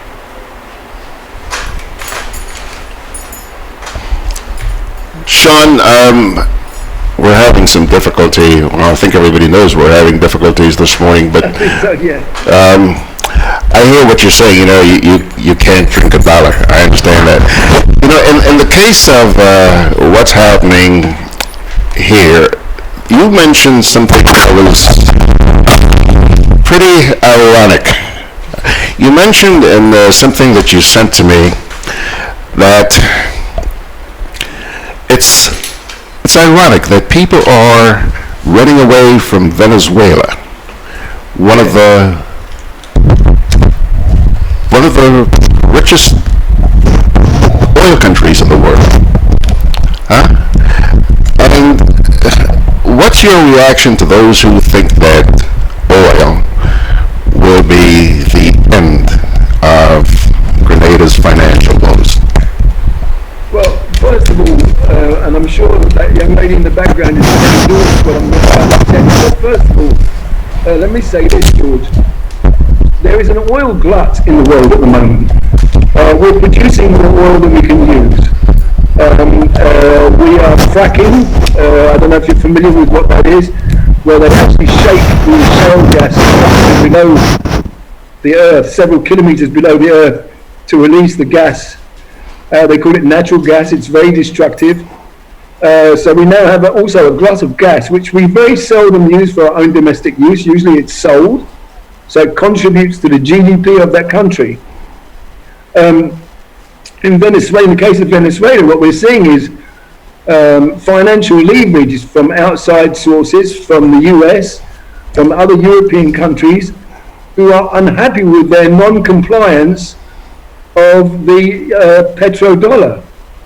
And so before we ever get to the social problems, or to look at the environmental problems that country faces, we have to look at this. You know, you mentioned on your program this morning, you were talking about misuse of publicity, media, oppression of media, this, you know, the way we distort the truth by buying media outlets. Very few people really know what's going on in Venezuela. It's a country that's impoverished, not by its wealth. It's extremely wealthy. It has everything. It has diamonds, it has gold, it has gas reserves, it has oil. Its people are fundamentally poor because its leadership refused to play ball with the Western world. Now, regardless of any of this, what it has to do with Grenada is much more simple, because, you know, we already see in many Caribbean islands what happens. Please, I hope your listeners don't take this the wrong way, but for too long, for centuries now, we've overcome people, indigenous people, by giving them mirrors and beads for their natural resources and wealth. And I'm not saying that reflects the intelligence of the indigenous people. What I'm saying is it has to stop, because you people now are not really aware of how the world situation is so critical. It's not for nothing that we have 16-year-old school children going on strike all over the world to say, hey, enough is enough, we're killing our planet. And, you know, we as small communities, I think you've lost me there, George. Have you lost me? No, we got you. Oh, good. Okay. I'm sorry. I got a thing on my screen that said you'd lost me. Where was I? See, the natural resources that you have for your people, the fish, the abundance of growth that you've got in your agriculture, these are things that you need, but still you need to import. So you need to exchange things in order to. But we're facing a situation, George, where, you know, we must become more self-dependent. We must be able to support the island people with our own produce more than we need to demand from other countries. This whole situation, you know, looking at rubbish, the amount of waste that comes with imported foods, no one is taking care of the infrastructure that goes along with these developments. So we see time and time again reckless behavior for a short-term dollar that gives the people back nothing. The people are still impoverished. If you look at Venezuela, the people are impoverished. Nobody knows where the wealth is. At the moment, the British government refused to give them $6 billion in gold reserves, which they're sitting on. This has nothing to do with the raw materials that they're destroying the planet with. It's all to do with the financial paradigm which surrounds the world at the moment. And we're in a crisis position. If you're in a crisis position, I say protect your own doorstep. Make sure your people have to eat.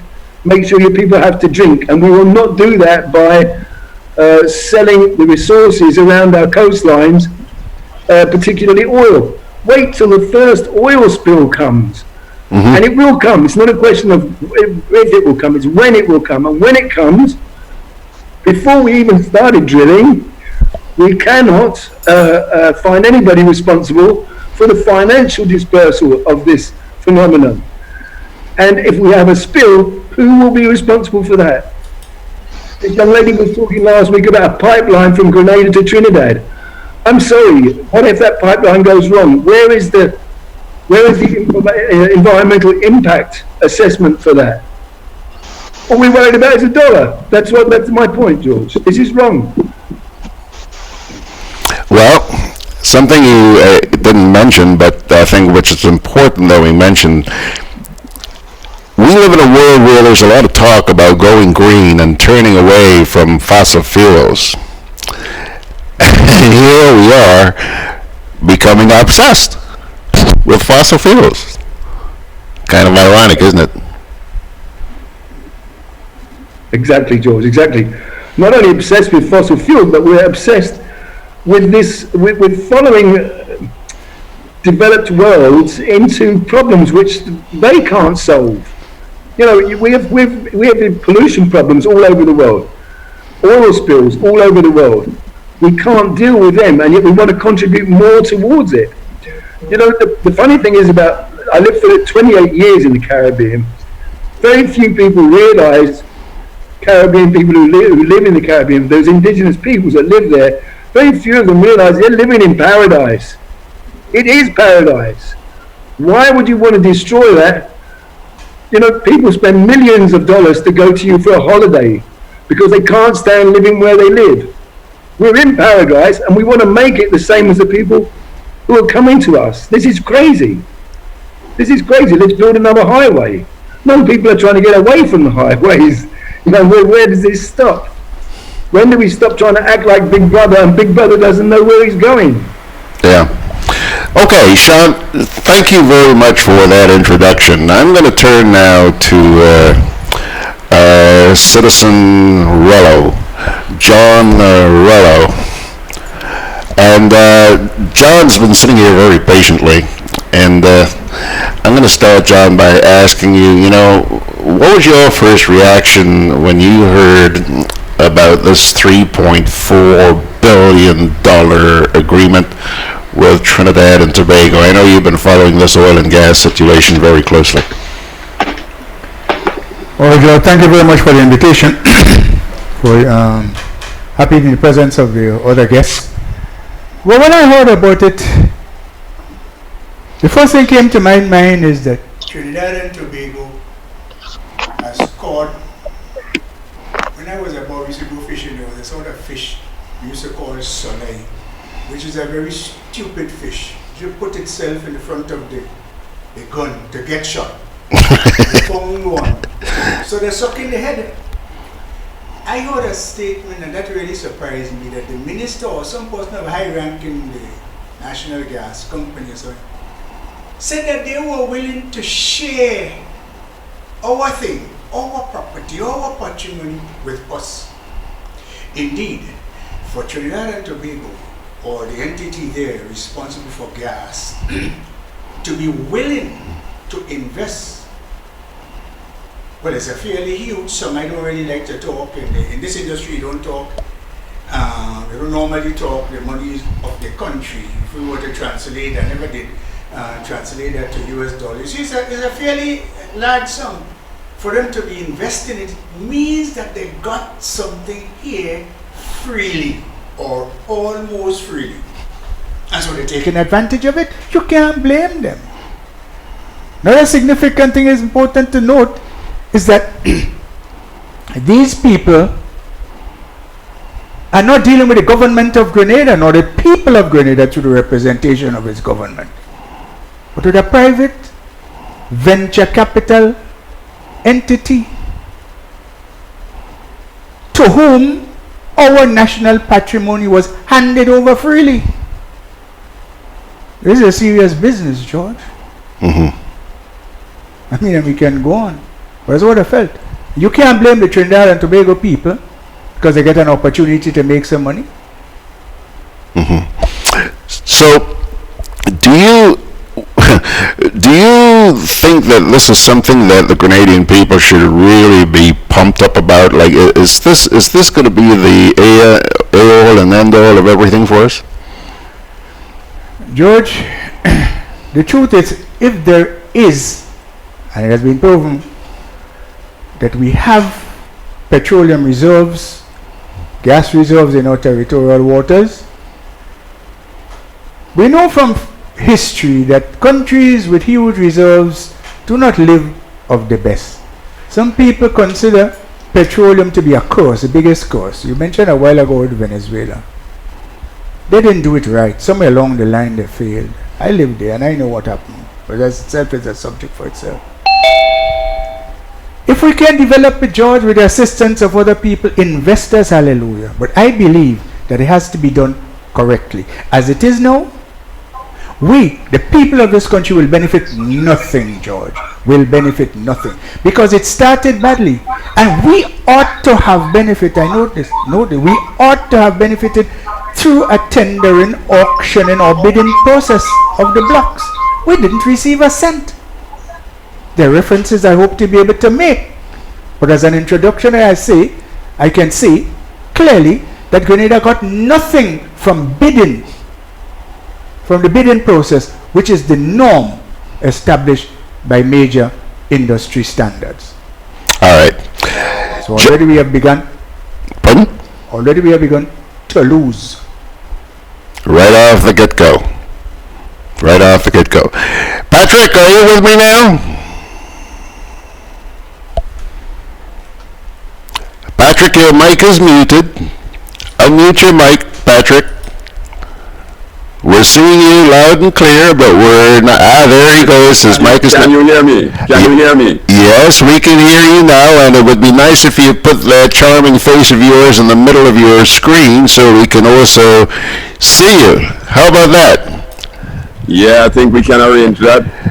And man, oh man, just what I asked not to do. I asked for you not to give me a lot of backlight, and there's all kinds of backlight. Your face looks like a black hole, Patrick. You have me feeling like a student. All right, I am with you.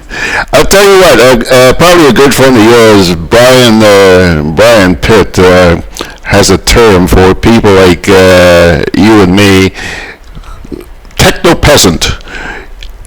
Beautiful picture now, Patrick. Beautiful, beautiful picture. Look at that. Look, his glass is even shining. Patrick, let's get down to brass tacks. We cannot hear Patrick, Joe. Patrick, let's get down to brass tacks. I mentioned, and let me repeat it, please. We are plagued with all sorts of audio problems this morning. This is going to be a good conversation. But regrettably, not everybody is going to be hearing everybody, which is unfortunate, and I understand the difficulty that creates. But so be it. We are not able to do it because of the limited facilities that we have. Okay? However, we're going to be hearing from you guys individually. Patrick, question. Have we bungled our oil and gas exploration? Patrick, I'm not hearing you now. I was hearing you a second ago, but I'm not hearing you now.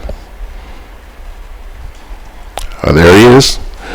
There he is. Are you hearing me now? Yes, I'm hearing you now, Patrick. Lovely. Can you just repeat the question again, please? Okay, short and simple question.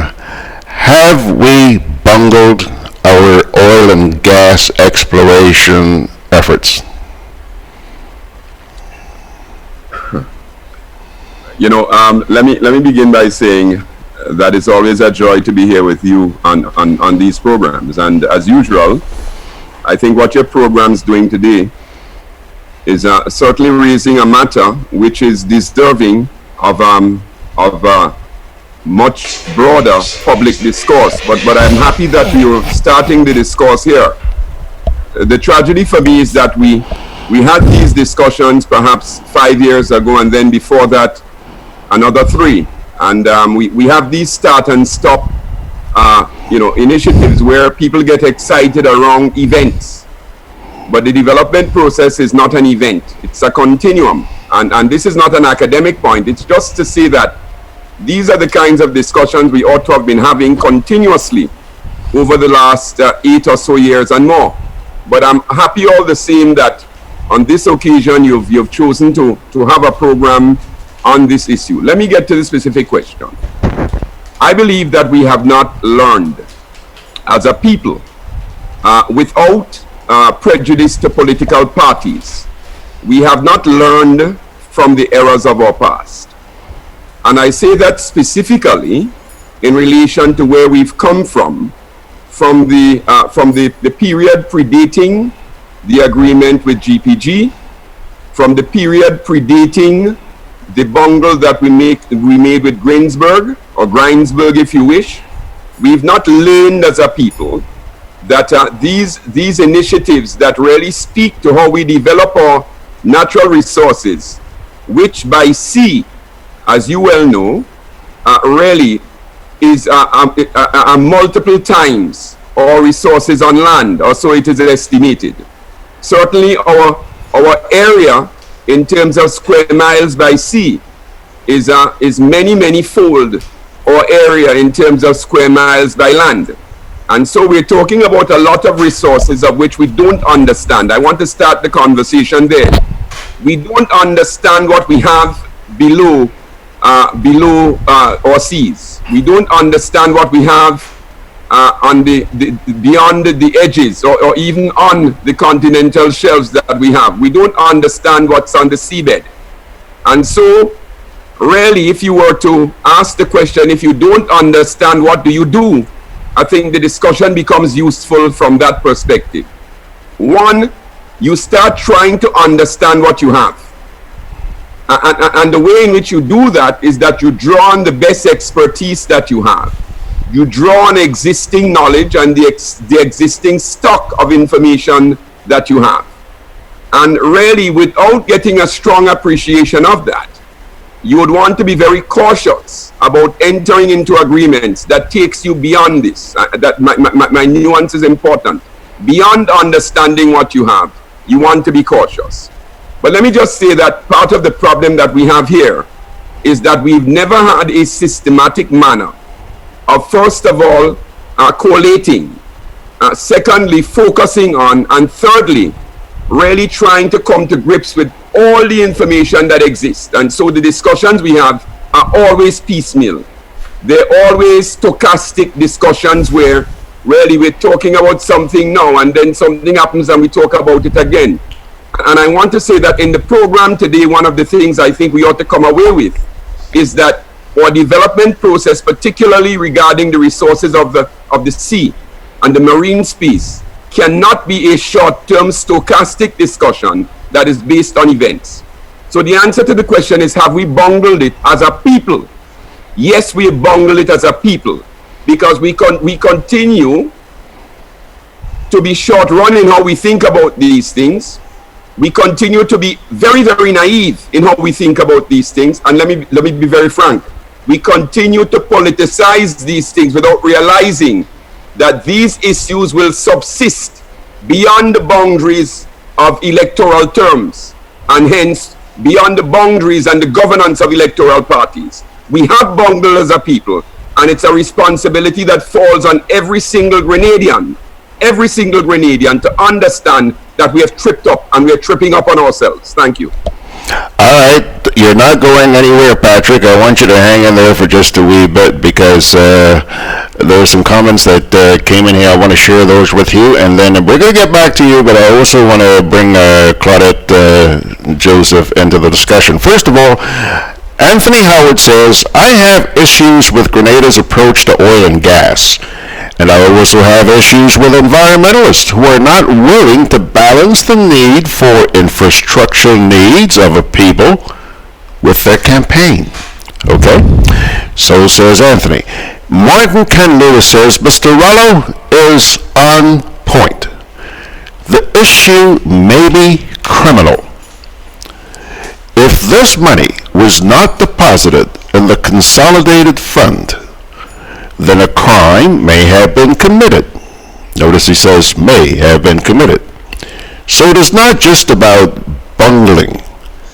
It may be criminal. The issue is not an academic point. It is about whether our oil and gas may have been sold in a criminal deal by members of government tasked with managing national resources. And again, I stress, he says, may have been sold.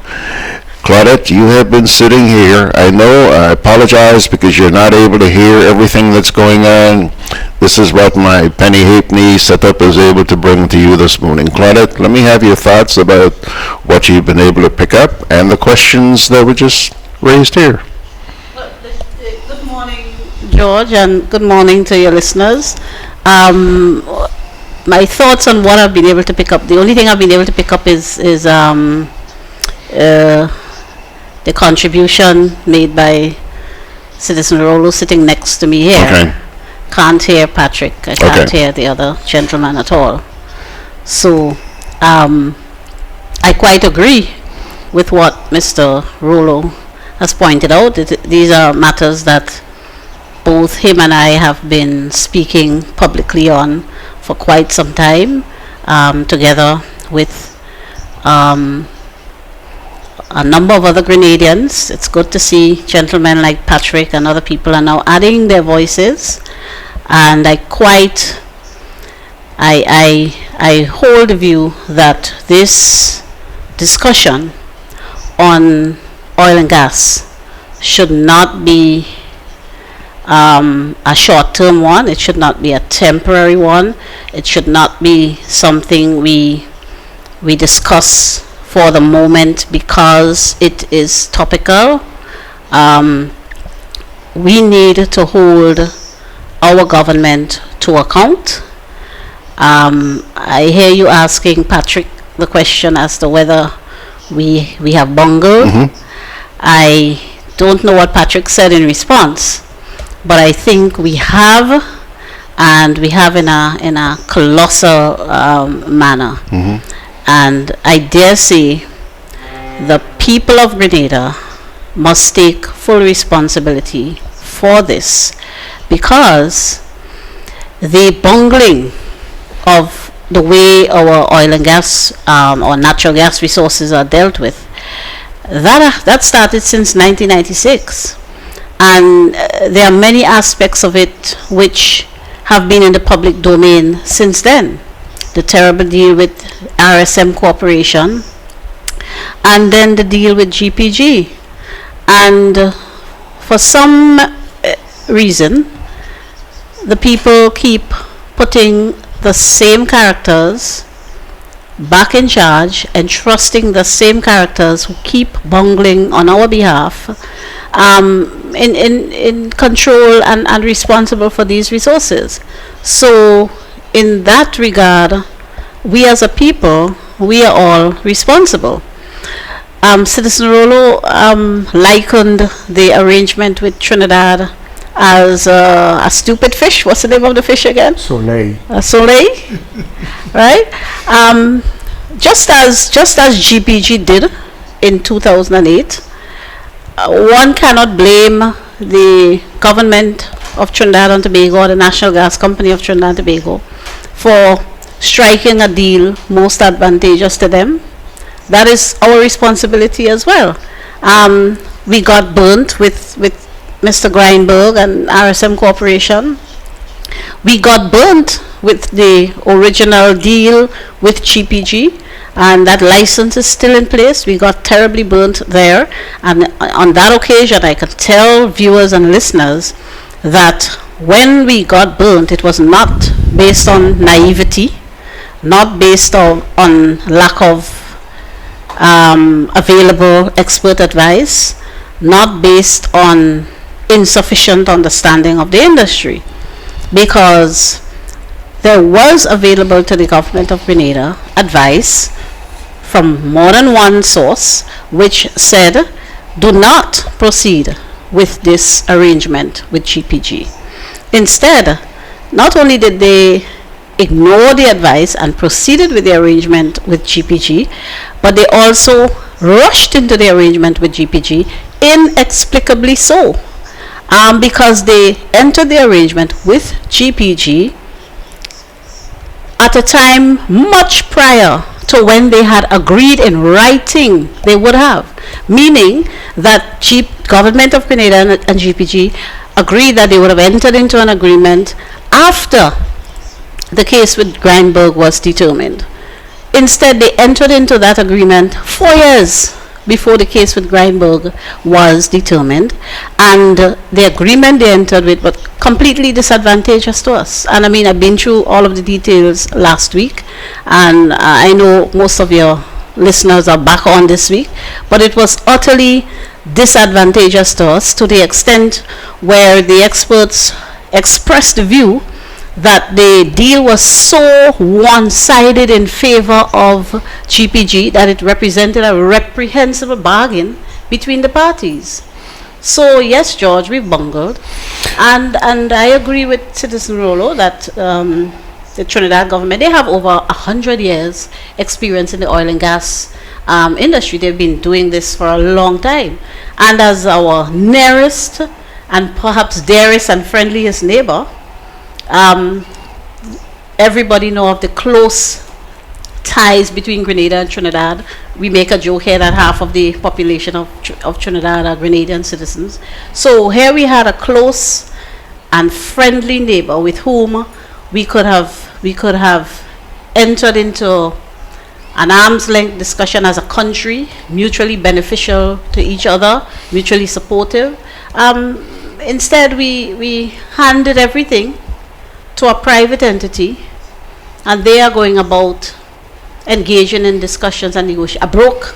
Let me backtrack, a broke private entity, and they are going about engaging in discussions and striking deals with Trinidad to the exclusion of all of us. You mentioned a broke private entity, and that in itself is disturbing, but a little earlier on you mentioned that Grenada had been advised by external entities not to proceed. And I want you, because this is so important, we're not just talking about a man on the street saying, hey Grenada, don't go in that deal. You're talking about very credible institutions. Very much so. So please, explain to the listeners who those were for me, briefly. Now, there is an international law firm. I think they have offices in the United States, offices in the United Kingdom, and they're called Freshfields. And that's a firm that specializes in advising governments and entities across the globe on oil and gas or energy-related matters. And they represent corporations and countries who find themselves in legal disputes related to the energy sector. And that firm represented Grenada in the case against RSM Corporation. That's Mr. Jack Grindberg's company. And at the same time, they were providing legal advice to Grenada during the negotiations with GPG. And when our Minister Gregory Boyne, who was the minister and person charged with dealing with the matter for Grenada, when he sent them the proposed agreement, the production sharing agreement between Government of Grenada and GPG, they begged, pleaded, advised not to sign the agreement. They gave all the reasons in writing. Essentially, the agreement deviated starkly from industry norms, industry standard, and they said the agreement was not in the best interest of the people of Grenada, in that it will not bring the benefits that normal or other production sharing agreements would normally bring to the people of the country with the resources. It got so dire that at one stage they indicated to Minister Boyne, look, please do not sign this. This is not going to benefit your people, and we are prepared to travel to Grenada at our expense to have a face-to-face discussion with you on why you should not enter into this arrangement. We also received advice from the Commonwealth Secretariat, which which was along the same lines as Freshfields. Do not sign this agreement. It is not in your best interest. Now, one of my deep concerns about this whole thing is that the production share, the license itself, the license over the 11 blocks, that covered a period of 40 years. The production sharing agreement, which speaks to the percentage of takings that we would have from any resources or any revenues derived from exploration and development, that was a much shorter agreement in terms of time span. And when the government came back into office in 2013, there was an opportunity then for government to renegotiate better terms in terms of what we get and what GPG gets out of any profits derived from the venture. The government has not said to us whether, given the previous advice that was given, they reconsidered and have struck a better deal for us in terms of what percentage we get. Added to that, when the current government came back into office in 2013, they would have found in the Ministry of Energy a third opinion, because during the 4-year period of the NDC, when they came into office and they saw these agreements with GPG, which ran contrary to the advice that the government had been given, they got a third independent opinion from experts who were not involved prior at all. And this is a company called Dynamic Global Advisors out of Texas. Reputable, well respected in the industry.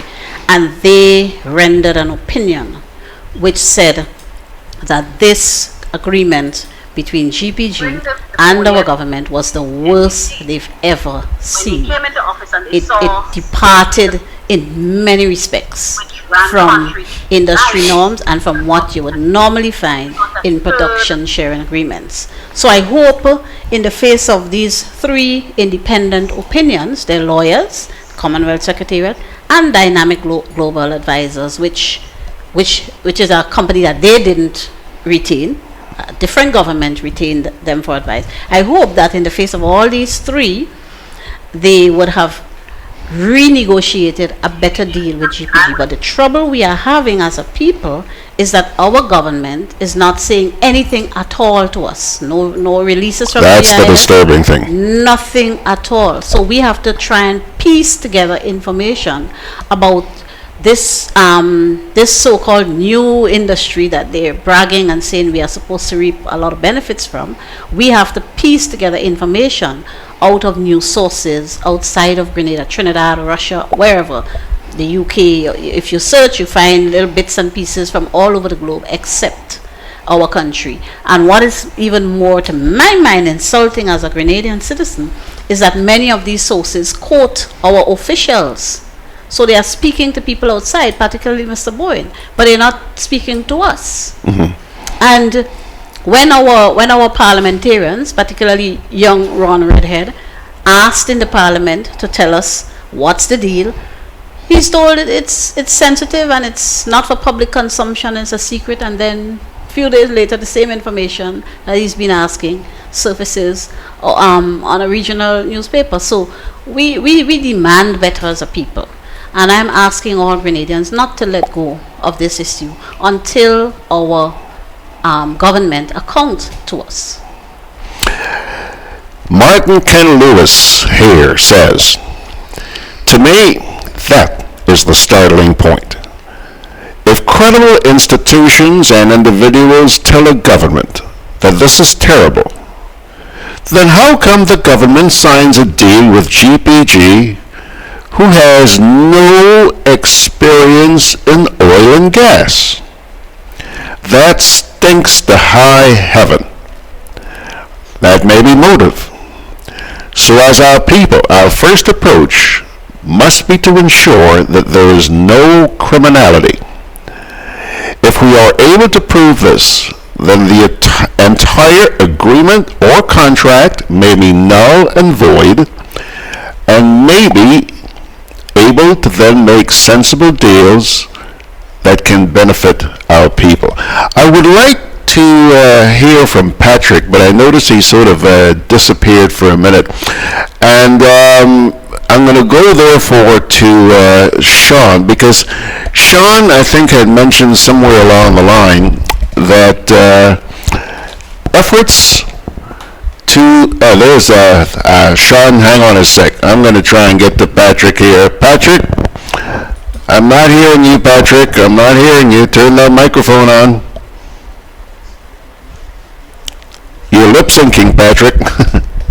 You're lip syncing, Patrick. Hey, Patrick. Are you hearing me? Yes, I am now. Patrick. You heard Claudette a little while ago. Tell me something. Is it too late to turn this thing around? Is it too late to stop?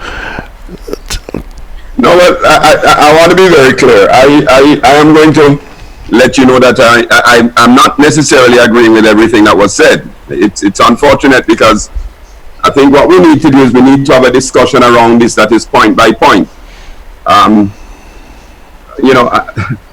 a little bit at a disadvantage here, because I'm saying two things. I'm saying we need to have a broader discussion of this matter. Because, first of all, this matter did not begin in 1996. I want to be very, very clear about that. We have to rewrite the facts on these matters. You know, for everything that Sir Eric Matthew Gary may have done, one of the things he did do is that he did preside over an exploration of a company that did exploration around oil and gas and the developments around that. And I want to be clear. I think we have to have a broader discussion, public discussion, so Claudette and I agree on that. But I want to be very clear on what I said before, because apparently Claudette did not pick up my very clear perspective. What I said is that as a people, we have all bungled on this matter. And now I can come at it from a development perspective, I can come at it from a political perspective, but the politics that I talk about is a politics where you have a party in power and an opposition, and then you have the people. And I want to be very clear that I believe that as a democracy, we've come far enough that where the people speak, that voice has to be heard. So I have a difficulty decoupling successive actions of governments that span and cross electoral terms. Yes? And the discussion that we're having, where those discussions are not sustained and we don't educate people, like with the CCJ issue, about what's at stake. Now let me say to you that my own view of this matter is that the agreement was not a good agreement, and I said so before. I want to be very consistent. But I say so coming from a different place to the person out there. And one of the things we have not really done is to take the agreement and evaluate it so that people can understand what we're talking about. So it doesn't always come across as though it's a partisan position that's being taken. You know, before you mention oil and gas, like many other things in Grenada, the perspective is that it has to be colored by party. I'm making the point today that this issue is too big for us to allow it to be colored by party. All right, Patrick, stick a point there for just a minute. You're making a very important point here. You're saying that this agreement should really be thoroughly analyzed. But Patrick, you know, what good is that going to do in an environment where, let's assume you and a number of people decide to analyze this and the people of Grenada go along with you. I mean, there's clear evidence now that there's very little regard for the views of the Grenadian people anymore. I mean, these guys decide what they're going to do, and that's what happens. So what happens from that point, Patrick? Let me come at this and make the point to you very, very bluntly, that I have to believe in the rule of law. And you asked the question specifically, what can be done? So let me answer that specifically.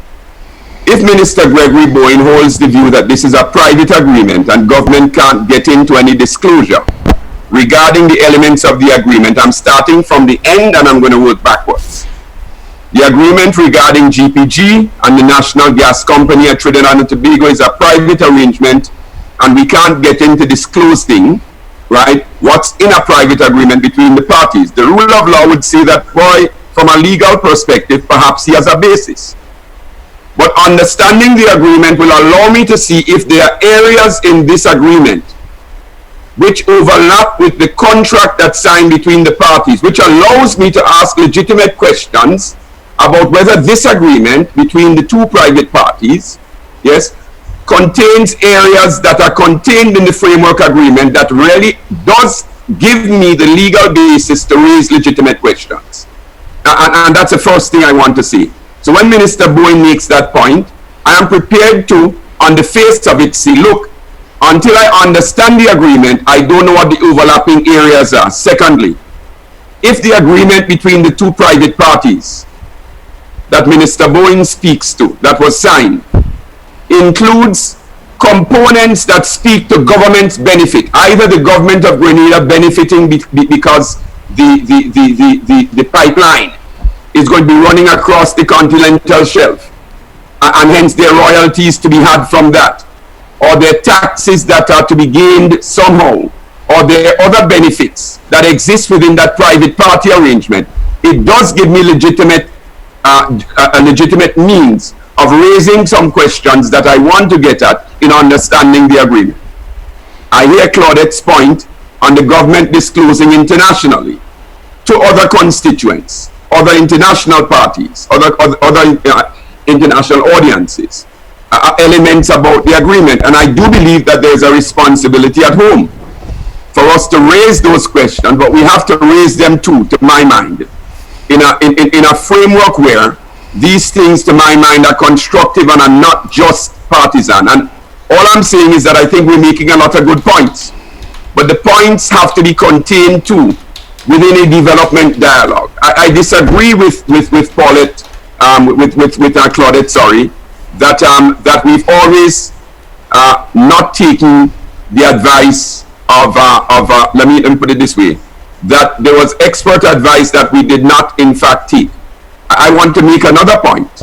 Grenada has a number of experts internationally. I want to make the point today that we didn't seek their advice, and it's their advice that I think would have had a greater impact on how our population would have received a lot of the utterances coming from what would be essentially arms-length third parties. All I'm saying is that I think today we're raising a number of very important points. I am making the point, though, that there's also a period between 2008 and 2013, right, when I am not comfortable with all of what has happened. I want the opportunity to examine the agreement with GPG. I want the opportunity to bring the information regarding that agreement to the public domain, and I think that's absolutely critical. Have you sought to get that? Everything else, in addition to the agreement between Grenada and Trinidad and Tobago for the development of the overlapping regions and development of the oil and gas industry, and of course the delimitation agreement. Those three documents are really where we're going to find the basis to really pry open and examine a lot of what is being done. Patrick. On the face of it, I am prepared, and I've said before that the agreement we've had in the context of when it was signed and given the information that existed, right, was not the best agreement. It was not, and I'm not going to backtrack on that. Patrick. But we've moved beyond that, George. And I want to start asking some questions now, right, about what is the present context in which the new agreement was signed, and then I want to move beyond that to ask the question, how do we then cause Grenada to benefit to the greatest extent possible from what is there if we can live with it? And if we can't, George, how do we then do something that would cause that to be re-examined? Those are the developmental questions that the audience needs to hear. Patrick. Because when we leave here today, we have to have a line of march going forward. Patrick. I'd like to say something here this morning. Hold on. I'd like to interrupt. Some very nice points being made here. It's really nice to hear this gentleman's opinion with regards to how there shouldn't be a discussion that we have periodically over so many years. This should be an ongoing discussion about development that should always be on the table. Now, he said when he opened his talk this morning on the radio that we don't know what we're dealing with in our oceans, we don't know what we're dealing with in our seabed. And I have to say one thing to the people of Grenada, Kick and Jenny. We have no idea the consequences of what we're doing there with the oil. There is no impact study being taken place. And in terms of coming at this from different angles, so environmentalist and political and different, let's look at it from, why don't we have a referendum by the people with all the facts put out there and take away this discretion from the politicians that they know best for us. They didn't do so far so well. All right, Patrick, I want to take you up on something. You mentioned the need to do an assessment. George, can you speak up, please? Yes, I can speak up. You mentioned a little while ago the need to do an assessment of the agreement. Patrick, Minister Bowen has said essentially it's off limits. Are you willing to push to make sure that that information is disclosed to the Grenadian people? George, let me be very frank. I did not hear Minister Bowen, but you know, I have tremendous regard for the way in which you very carefully interpret statements from public officials. Let me be absolutely blunt about this.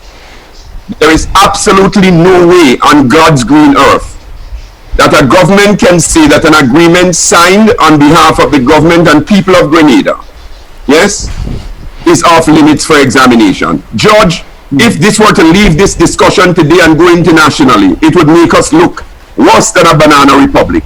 We live in an era where people are talking about voice.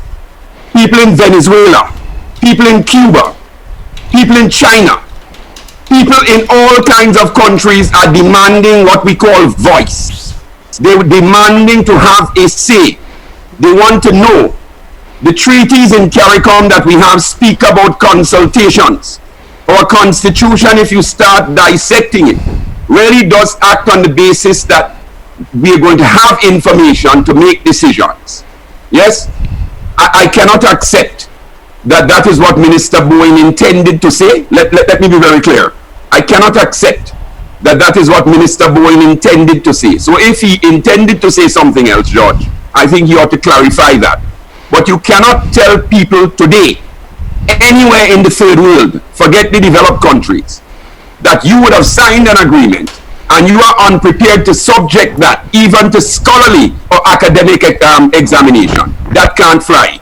So the question, George, I think is really aimed at trying to bring out the fact that in the way that we do our public policy, we perhaps need to have public officials remind themselves that there are these responsibilities. The agreement that we're talking about is already held by a number of people who have had access to it. There are countries that have access to the agreement between Grenada and GPG. I have had in the past sight of that agreement.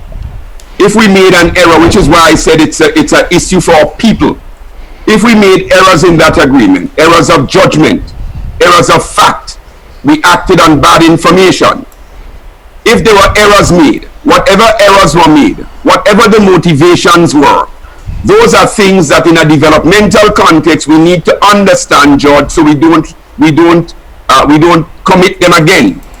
That is what I'm saying. Whether they were acts of omission or acts of commission, we need to just open those things up so as a people we understand where we've come from. Trinidad and Tobago didn't always sign the best agreements, but they started in 1910 when the United States did its survey of all of these islands and recognized that there was a oil and gas potential, something we haven't spoken about on this program, which is why I say this started before 1996.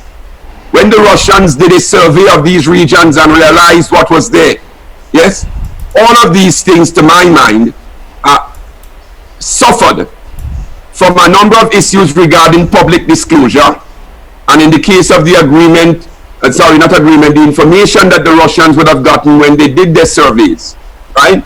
I'm told by Grenadians who were involved, who are no longer living in Grenada, that it also suffered from a communication problem. We didn't see it fit to invest in communications to translate surveys that were done in Russian into English. I'm saying these are things we need to learn from.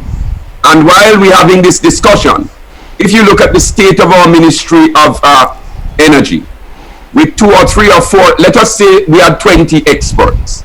20 experts having regard to what we face now and what we're going to be dealing with going forward in the context of the framework agreement, in the context of the delimitation treaty, in the context of private party arrangements that we have now and that perhaps we will have going forward.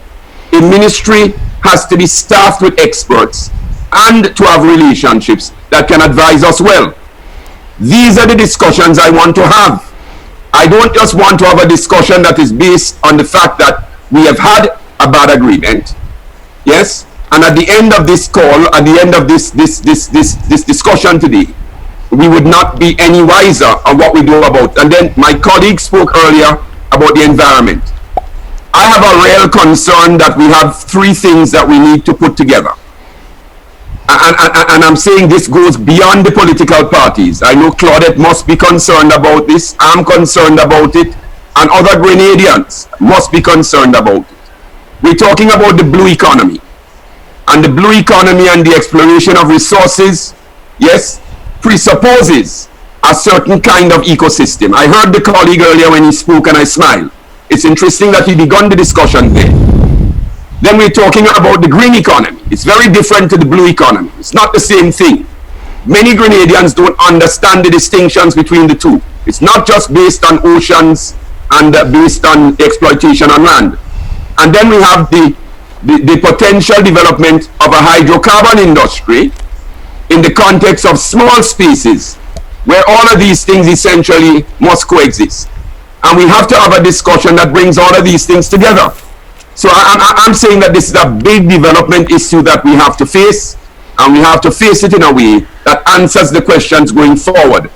So George, the public officials have a responsibility to disclose, whether it is based on good information that we would have entered into where we made errors, or whether it's on the basis of bad information that we entered into. That's my answer to that question. And Patrick, are you willing to spearhead the initiative to get that information, sir? George, men like me often lose their head, and I have said to you, I'm prepared to spearhead many things. One of the things we said we would spearhead is the CCG and public consultations. So if you're asking me, George, and I'm answering the question this way, it may not always be linear the way people want, but I think in a particular manner. That's how I'm trained. If you're asking me the question, if there is a basis for the development or establishment or bringing together of a public consultative framework which comes out of the citizenry, follow me, which comes out of the citizenry, that is not put together essentially just based on institutions that exist. Institutions, many of which we know, have their own agendas. And I'm not saying whose agenda it is, that's just a fact. I am prepared to be part of any organization of citizens that essentially says, look, let us look at this thing objectively. The answer to that is yes. But we can't have one for oil, one for the CCG, one for children's rights, one for education, one for justice, law and order. I think we need to start talking about how we deal with a groundswell of public concern over issues that are developmental, that transcend political parties. That is what I'm interested in. Thank you, Patrick. And you know, I want to suggest that you have a chat. I want to get JR back in here, but I want to suggest that you also have a chat with Sean, because Sean was telling me very briefly, I think it was yesterday in an article that he sent, that his group, Biceps, Sean, I think you guys have had some success somewhere around the world in reversing exploration. Yes, indeed. Yes, indeed. We're primarily interested, of course, in the environment. But this program has been very enlightening this morning, because, as usual, when I look at many Caribbean situations, we are preoccupied with the bureaucracy, with the self-betrayal of importance by the politicians that say they're dealing for the people, but they're not dealing for the people. They're dealing for a dollar. And the fact is the dollar doesn't get to the people. And my concern is that if we keep on going this way, we will just slowly go into a bedlam and end up with oceans that can't be swam in. Your tourist dollar is going to disappear. You won't be able to feed yourself. There'll be a dependency, and we'll be back into the slavery that we all escaped. And we just can't let this happen. And that's why I say, give the people a referendum. Let the people have a choice if they exploit that resource or not. All right, thank you very much, gentlemen. We're going to take a little break here, and then I'm going to bring JR back and Claudette, because we're starting to run out of time, and we're also going to have Patrick have a last say, as well as you, Sean. So let's take a break here, and we're coming back. Start the stride to a healthy lifestyle at the 2019 annual Bump It Up Family Fun Walk. There'll be more fun, more smiles, and more prizes for families and friends. Join us in Carriacou on April 7th at 4 p.m. as we walk from the Harveyvale playing field to the Hillsborough tennis court. And in Grenada on April 28th at 4 p.m. from the Montrouge playing field to the National Cricket Stadium. Packages cost $20 per person for up to 2 individuals and $15 per person for groups of 3 or more. Come out in your numbers to help us raise funds towards re-establishing the Carlton Home. Welcome home. Juve chocolates, cocoa nibs, and cocoa balls from Diamond Estate Grenada are now available at Amazon.com, Amazon.ca, Amazon.co.uk, and GrenadaMarket.com. Try the sensational touch of nutmeg and a touch of ginger chocolates, 75% dark and rich, 100% pure cocoa, and their 60% dark and sweet chocolate bars today. Amazon Prime members enjoy free shipping on these orders in the USA, Canada, and Europe. GrenadaMarket.com. When you can't come to the island, the products of the island will come to you.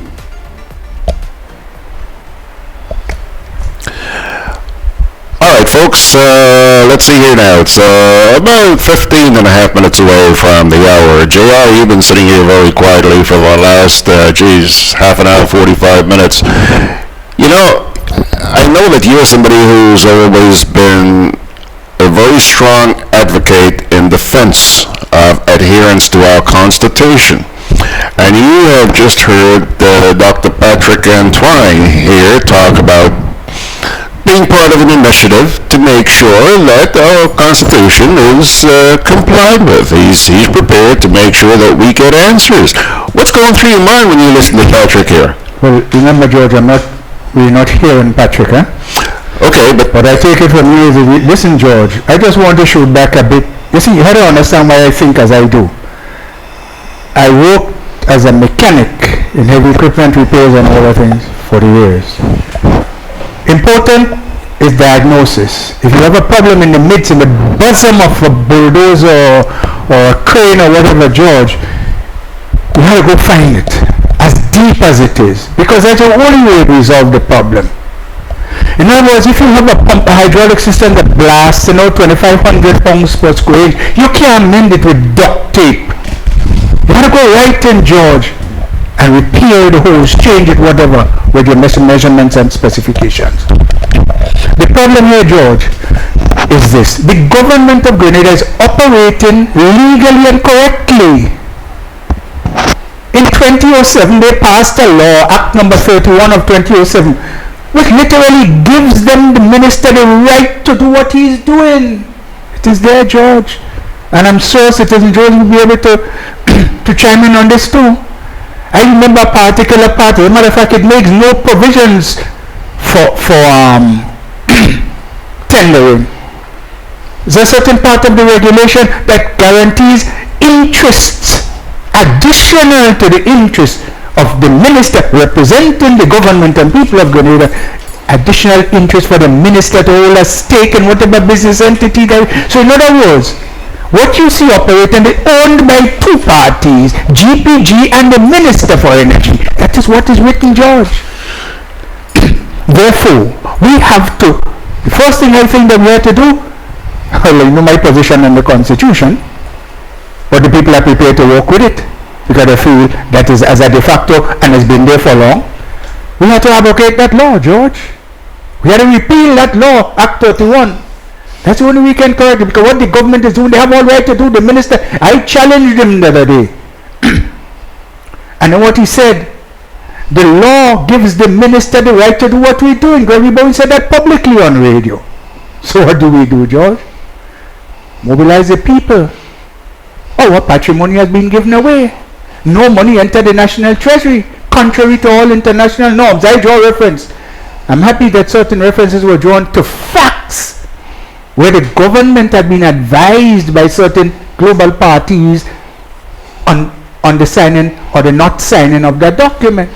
But there's another entity I'd like to refer to people, Patrick Antoine listening, he may hear EITI.org, the Extractive Industry Transparency Initiative, based in Oslo, Norway, and we know what Norway's position is as it relates to the oil industry. They do it the best way, Statoil.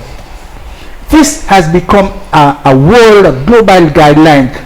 Most of the countries of the world that produce oil in large quantities, except Russia, I think, and the United States, are part of this organization. They set the standards in addition to other organizations in the industry.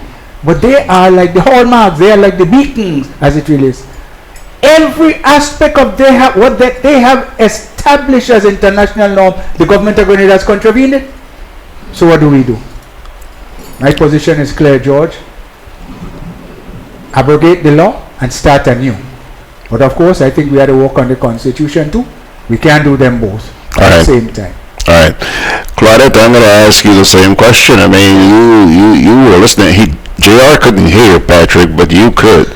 And yes, I heard some okay. of what George, can you ask the people to speak up? Okay. It might be your volume up there, Patrick, because I mean, we are peaking down here. I mean, we are really peaking. But I'm peaking as well, so I'll stream. Go ahead, please. Okay. Yeah. your comments. Yes, I heard some of what Patrick said, not everything.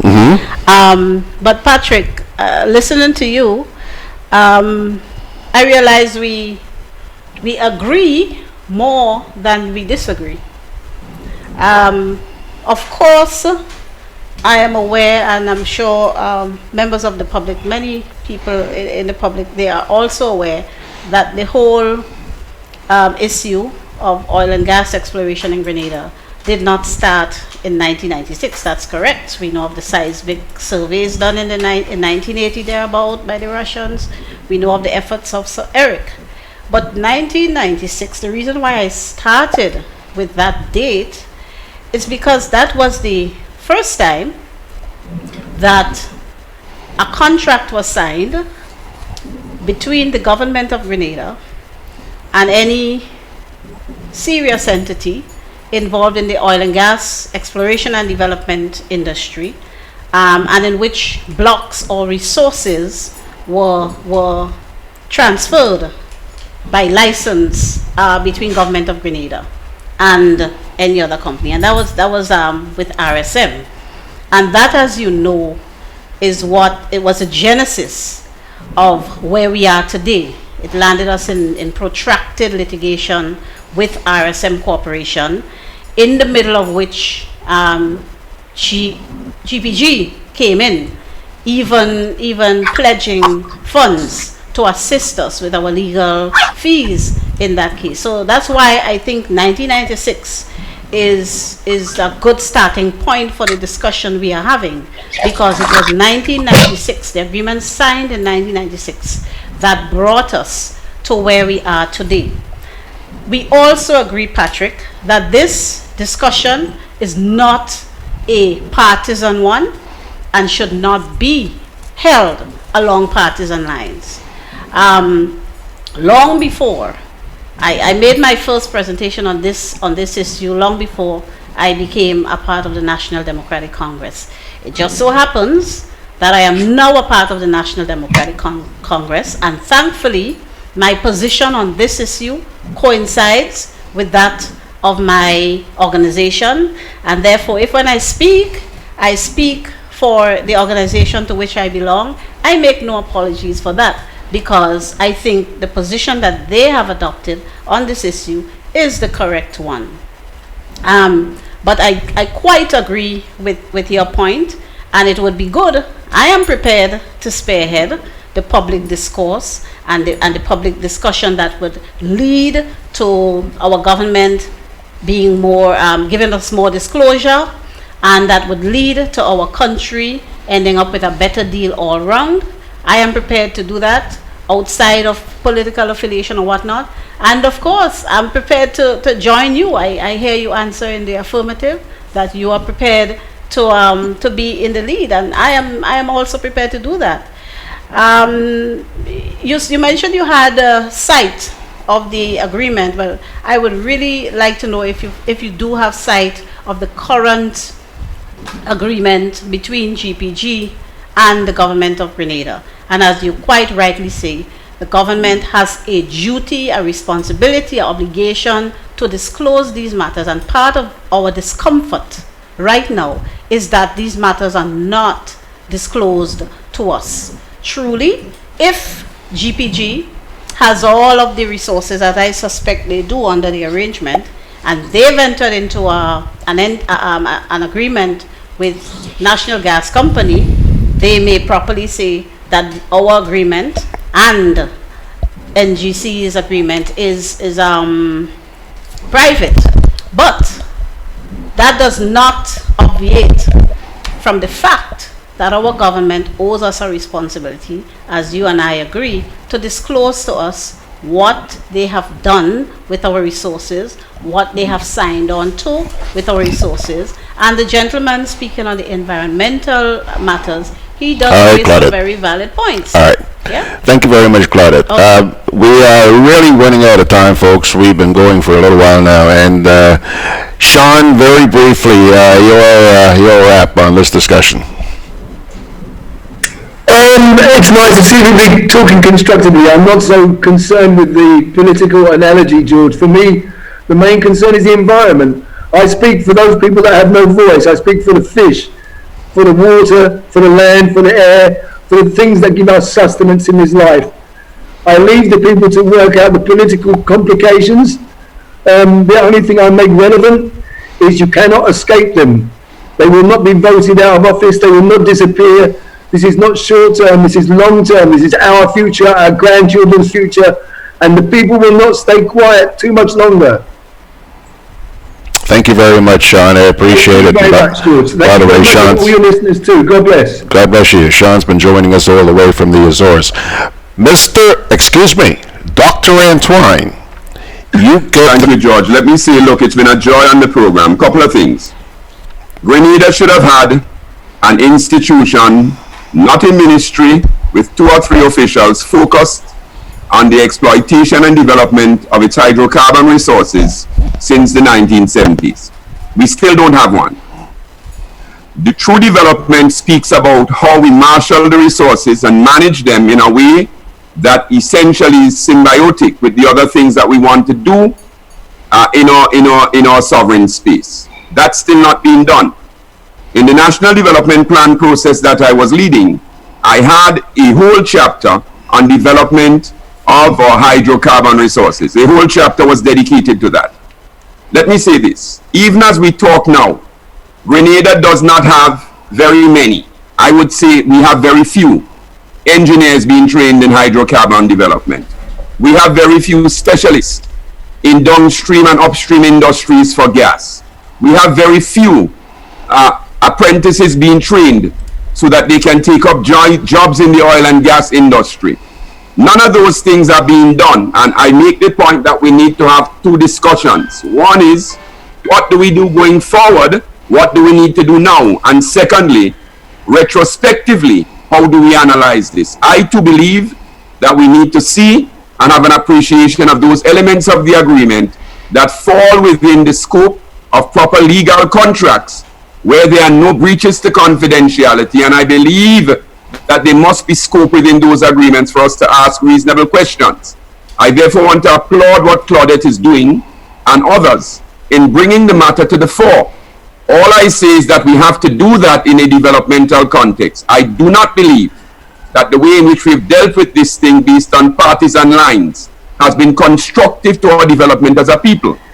And I want to join in an agenda where we can ask very reasonable questions. We can get answers, but that framework, really, to my mind, we have to be very careful that we don't politicize it so that everything takes on shades of green and shades of yellow. I am about Grenada. I'm about Grenada's development, and I believe this is an integral part of it, and it is for that reason I'm very, very concerned and very interested. And I want to thank Mr. Rullow and Claudette and others for really sparking public discussion of this. And I think we all form common cause on this agenda. Many of the things Mr. Rullow said, I was unaware of, but I would love to have a broader discourse because I understand the gas sector. I work in the gas sector now as an economist. Many of the things he's brought to the fore, I want to talk about. I understand international trade agreements and how we pry them open. And what Claudette has come to from the contractual and the political side, I think is useful. Let's have a discussion. And at the end of the discussion, let's ask the question, how does Grenada benefit going forward? Comrades, I'm very interested in that. How do we benefit by ensuring that we provide the capacity and the infrastructure and the human resource development plan to benefit from this going forward? All right. Thank you. All right. I see, by the way, Patrick, Claudette's giving you a thumbs up here, so you can go sleep on that. And Patrick, let me say this, every time you appear on this program, you leave my audience wanting more. I see people already asking for more, but we got to bail. We have to bail today. But I hope that this is only, you and I have had a lot of discussions, but I hope that this one on oil and gas is the first in a series. I think Grenadians were listening to you very carefully this morning, and you gave them some hope simply by virtue of some of the suggestions that you made here this morning. Well, let's turn those suggestions into practical action. action. And we're going to be counting on you, sir, and I expect that you're going to be visiting with us again for some more in-depth discussions. We had time constraints this morning and a whole lot of technical issues, you know, because we just don't have the technical facilities that we need to be able to pull this off the way it should be pulled off. Really, we're desperate. So I look forward to having you back. I thank you for coming. I thank Sean. I thank JR. You know, JR is probably one of the most vocal people I know. And I have never sat and heard so little from Citizen Rullow. Never. JR, my apologies, but let me tell you, I don't have control. I don't have the resources, okay? Thank you very much, and you'll be back, because I know you're never at a loss for things to vent about. We'll get you back, Claudette. 2 weeks in a row, Claudette? Yeah. Look at the smirk on her face. Look at the smirk on her face. Thank you very much, all of you. Pilgrims, we got to hightail it out of here, but as always, I will leave you with a parting word. This comes to you from the book of Jude. Jude chapter 1, verse 4. Just 1. For certain individuals whose condemnation was written about long ago have secretly slipped in among you. They are ungodly people who pervert the grace of our God into a license for immorality and deny Jesus Christ, our only sovereign and Lord. Check it out yourself. Jude chapter 4, verse 1. On that note, pilgrims, Georgie Porgy is going to hightail it out of here. Thanks, heartfelt thanks to every one of you. And Patrick, smile before you go. Yeah, there he goes. Patrick smiles. God bless you, pilgrims. And by the way, good one. Thank you very much. You're welcome, Patrick. Come on. We'll see you tomorrow morning for the next edition of Good Day Grenada. So long, pilgrims.